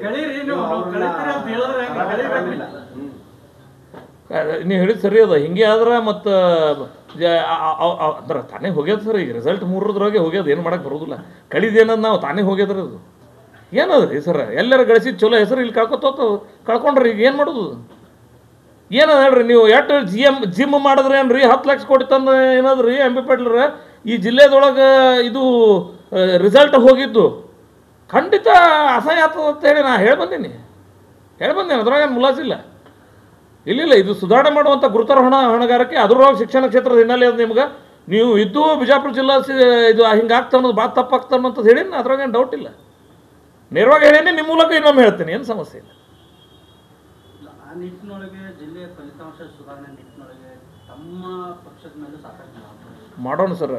ಏನಾದರೂ ಒಂದಿಷ್ಟು ಆಕ್ಟಿವಿಟೀಸ್ ನಿಮ್ಮ ಜನನೂ ಕೂಡ, ಯಾಕಂದ್ರೆ ಜನ ನಿಮ್ಗೆ ಅವ್ರಿಗೆ ಎಷ್ಟು ಜನ ಓಟ್ ಹಾಕಿದ್ದಾರೆ, ನಿಮ್ಮ ಪಕ್ಷಕ್ಕೂ ಅಷ್ಟು ಜನ ಹಾಕ್ಯಾರ. ಆ ಕಾರಣಕ್ಕೆ ಏನಾದರೂ, ಯಾಕಂದ್ರೆ ಜನರಿಗೆ ದೈನಂದಿನ ಕೆಲಸಗಳನ್ನ ಬಿಟ್ಕೊಂಡು ಇಲ್ಲಿ ಬರಕ್ ಆಗಲ್ಲ ಅನ್ನೋ ಕಾರಣಕ್ಕೆ ನಿಮ್ಗೆ ಓಟ್ ಕೊಟ್ಟು ಅವ್ರ ಮನೆಯೊಳಗೆ ಕೂತಿರ್ತಾರೆ. ಅವ್ರ ಪರವಾಗಿ ನೀವು ಬೀದಿಗಿಳಿಯುವಂಥದ್ದಾಗ್ಲಿ ಅಥವಾ ವ್ಯವಸ್ಥೆ ಸುಧಾರಣೆ ಬೇರೆ ಬೇರೆ ಮಾರ್ಗಗಳು, ಈಗ ಹೆಂಗೆ ಹೇಳಿದ್ರೆ ವ್ಯವಸಾಯ ಸಹಕಾರ ಆಗಿರ್ಬೋದು, ಬೇರೆ ಏನೋ ಒಂದಿಷ್ಟು ಆ ಆಕ್ಟಿವಿಟೀಸ್ಗಳನ್ನ ನಿರೀಕ್ಷೆ ಮಾಡಿ. ಸರ್ ನೀವು ಭಾಳ ಸಮಯೋಚಿತವಾಗಿ ನನ್ನ ಗಮನ ಸೆಳೆದಿದ್ದೀರಿ. ನಾ ಇವತ್ತೇ ಯಾವುದಾದ್ರೂ ಟ್ರಸ್ಟ್ನವ್ರ ಜೊತೆ ಮಾತಾಡಿ ಯಾವ ವಿಷಯದೊಳಗೆ ರಿಸಲ್ಟ್ ಕಡಿಮೆ ಆಗ್ಯಾವ ಅವ್ರಿಗೊಂದು ಪುನಶ್ಚೇತನ ದೃಷ್ಟಿಯಿಂದ ಸರ್ಕಾರ ಜೊತೆ ಕೈ ಜೋಡ್ಸಕ್ಕೆ ತಯಾರದೀವಿ ಅಂತ ಸಂದೇಶ ಕೊಡ್ತೀನಿ ಸರ್. ಒಳ್ಳೆ ನಮ್ಮ ಅಜೀಂ ಪ್ರೇಮ್ಜಿ ಟ್ರಸ್ಟ್ ಅದ, ಅವ್ರಿಗೂ ರಿಕ್ವೆಸ್ಟ್ ಮಾಡ್ಕೊತೀನಿ. APF is very good foundation. ನಮ್ಮಲ್ಲಿ ಸೆಸ್ ಅಂತಂದ್ರೆ sir, centre for educational and social studies ಅಂತೇಳಿ, ಅವರೆಲ್ಲ ಸರ್ಕಾರ ಜೊತೆಗೆ ಈ ರೀತಿ ಕ್ವಾಲಿಟಿ ನಮ್ಮ ಇಡೀ ಸರ್ವಶಿಕ್ಷಾ ಅಭಿಯಾನದ ಮೂಲಕ ಏನೇನು NGOಗಳ ಕೈ ಪಾಲ್ದಾರಿಕೆ ಇದೆಲ್ಲ ಸರ್, ಒಂದು ಆ ಟ್ರಸ್ಟ್ಗಳ ಜೊತೆ ಮಾತಾಡಿ ಈ ಜಿಲ್ಲೆ ಇಂಪ್ರೂವ್ಮೆಂಟ್ ದೃಷ್ಟಿಯಿಂದ ನಾನು ಖಂಡಿತ ಜವಾಬ್ದಾರಿ ತೋತೀನಿ ಸರ್. Thanks for advice. ಸರ್ಕಾರಿ ಶಾಲೆಯಲ್ಲಿ SDMC ಅಧ್ಯಕ್ಷ ಉಪಾಧ್ಯಕ್ಷ ಮಾಡ್ತಾರೆ. ಅದರಲ್ಲಿ ಸ್ವಲ್ಪ ತಾರತಮ್ಯ ಮಾಡಿಕೊಂಡು ಪಂಚಾಯತಿ ಇರ್ತಾರಲ್ಲ ಊರ ಹಳ್ಳಿನಲ್ಲಿ, ಆ ಸರ್ಕಾರಿ ಶಾಲೆಯಲ್ಲಿ ಪಂಚಾಯತಿಗೆ ಈಗ ಪರ್ಸಿ ಕೆಲಸ ಮಾಡೋನು, ಪ್ಲಾಸ್ಟರ್ ಕೆಲಸ ಮಾಡೋನು ಪಂಚಾಯತಿಗೆ ಹಿಡ್ಕೋತಾನೆ. ಅವನಿಗೂ 1 ಲಕ್ಷ 1.5 ಲಕ್ಷ 2 ಲಕ್ಷ ಕೊಡ್ತಾರ.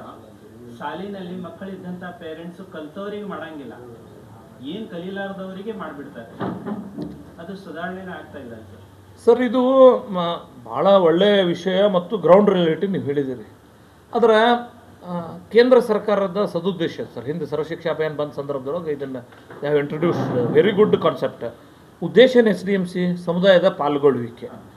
ಅನ್ಫಾರ್ಚುನೇಟ್ಲಿ ಸಮುದಾಯದ ಪಾಲ್ಗೊಳ್ಳುವಿಕೆ ಸಂದರ್ಭದಲ್ಲಿ ಆಗಾಗಿನ ಸಂದರ್ಭದ ವಿಸ್ಮೃತಿ ಬರ್ತಾವೆ ಸರ್.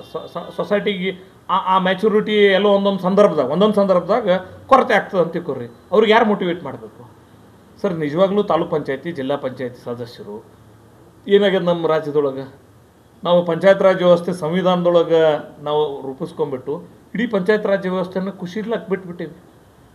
ಆಯಿತು, ಅವು ಎರಡೇ ಥರ ಕೊರತೆ ಒಳಗೆ ಇಡೀ ತಾಲೂಕಿನೊಳಗೆ ಈ ರೀತಿ ಶಾಲೆಗಳ ಪಟ್ಟಿ ಮಾಡಿಕೊಂಡು ಎಲ್ಲಿ ಇಂಥ ಪ್ರಾಬ್ಲಮ್ ಅದು ನೋಡ್ಬೇಕಾದ ಗುರುತರ ಜವಾಬ್ದಾರಿ ಯಾರ್ದು ಹೇಳ್ರಿ ಸರ್?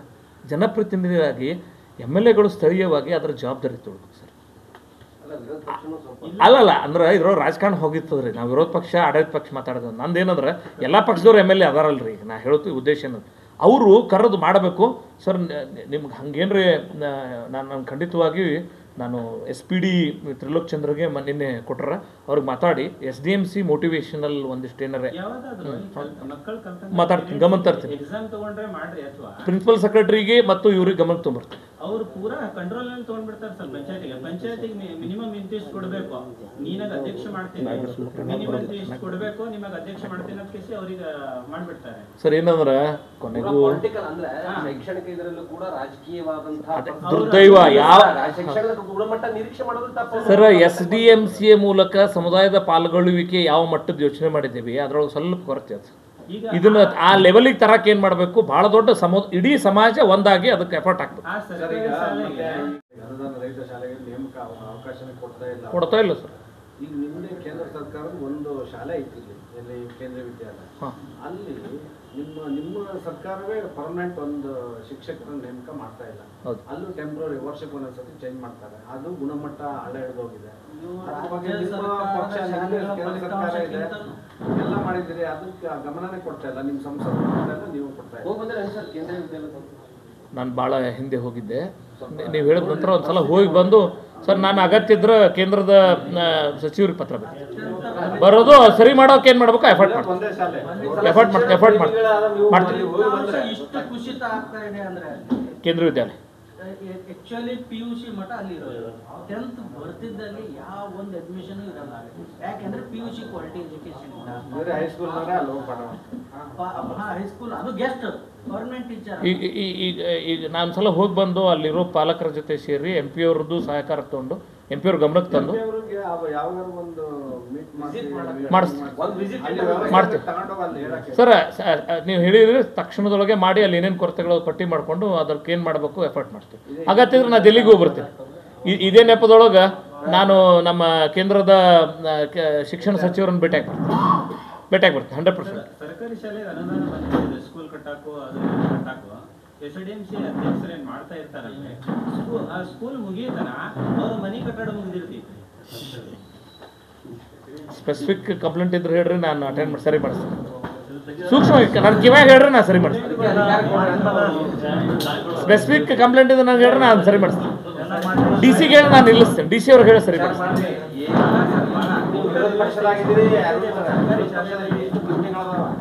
ನಾಳೆ ಮತ್ತೆ ಬಂತು ಅದು ದೇವ್ರ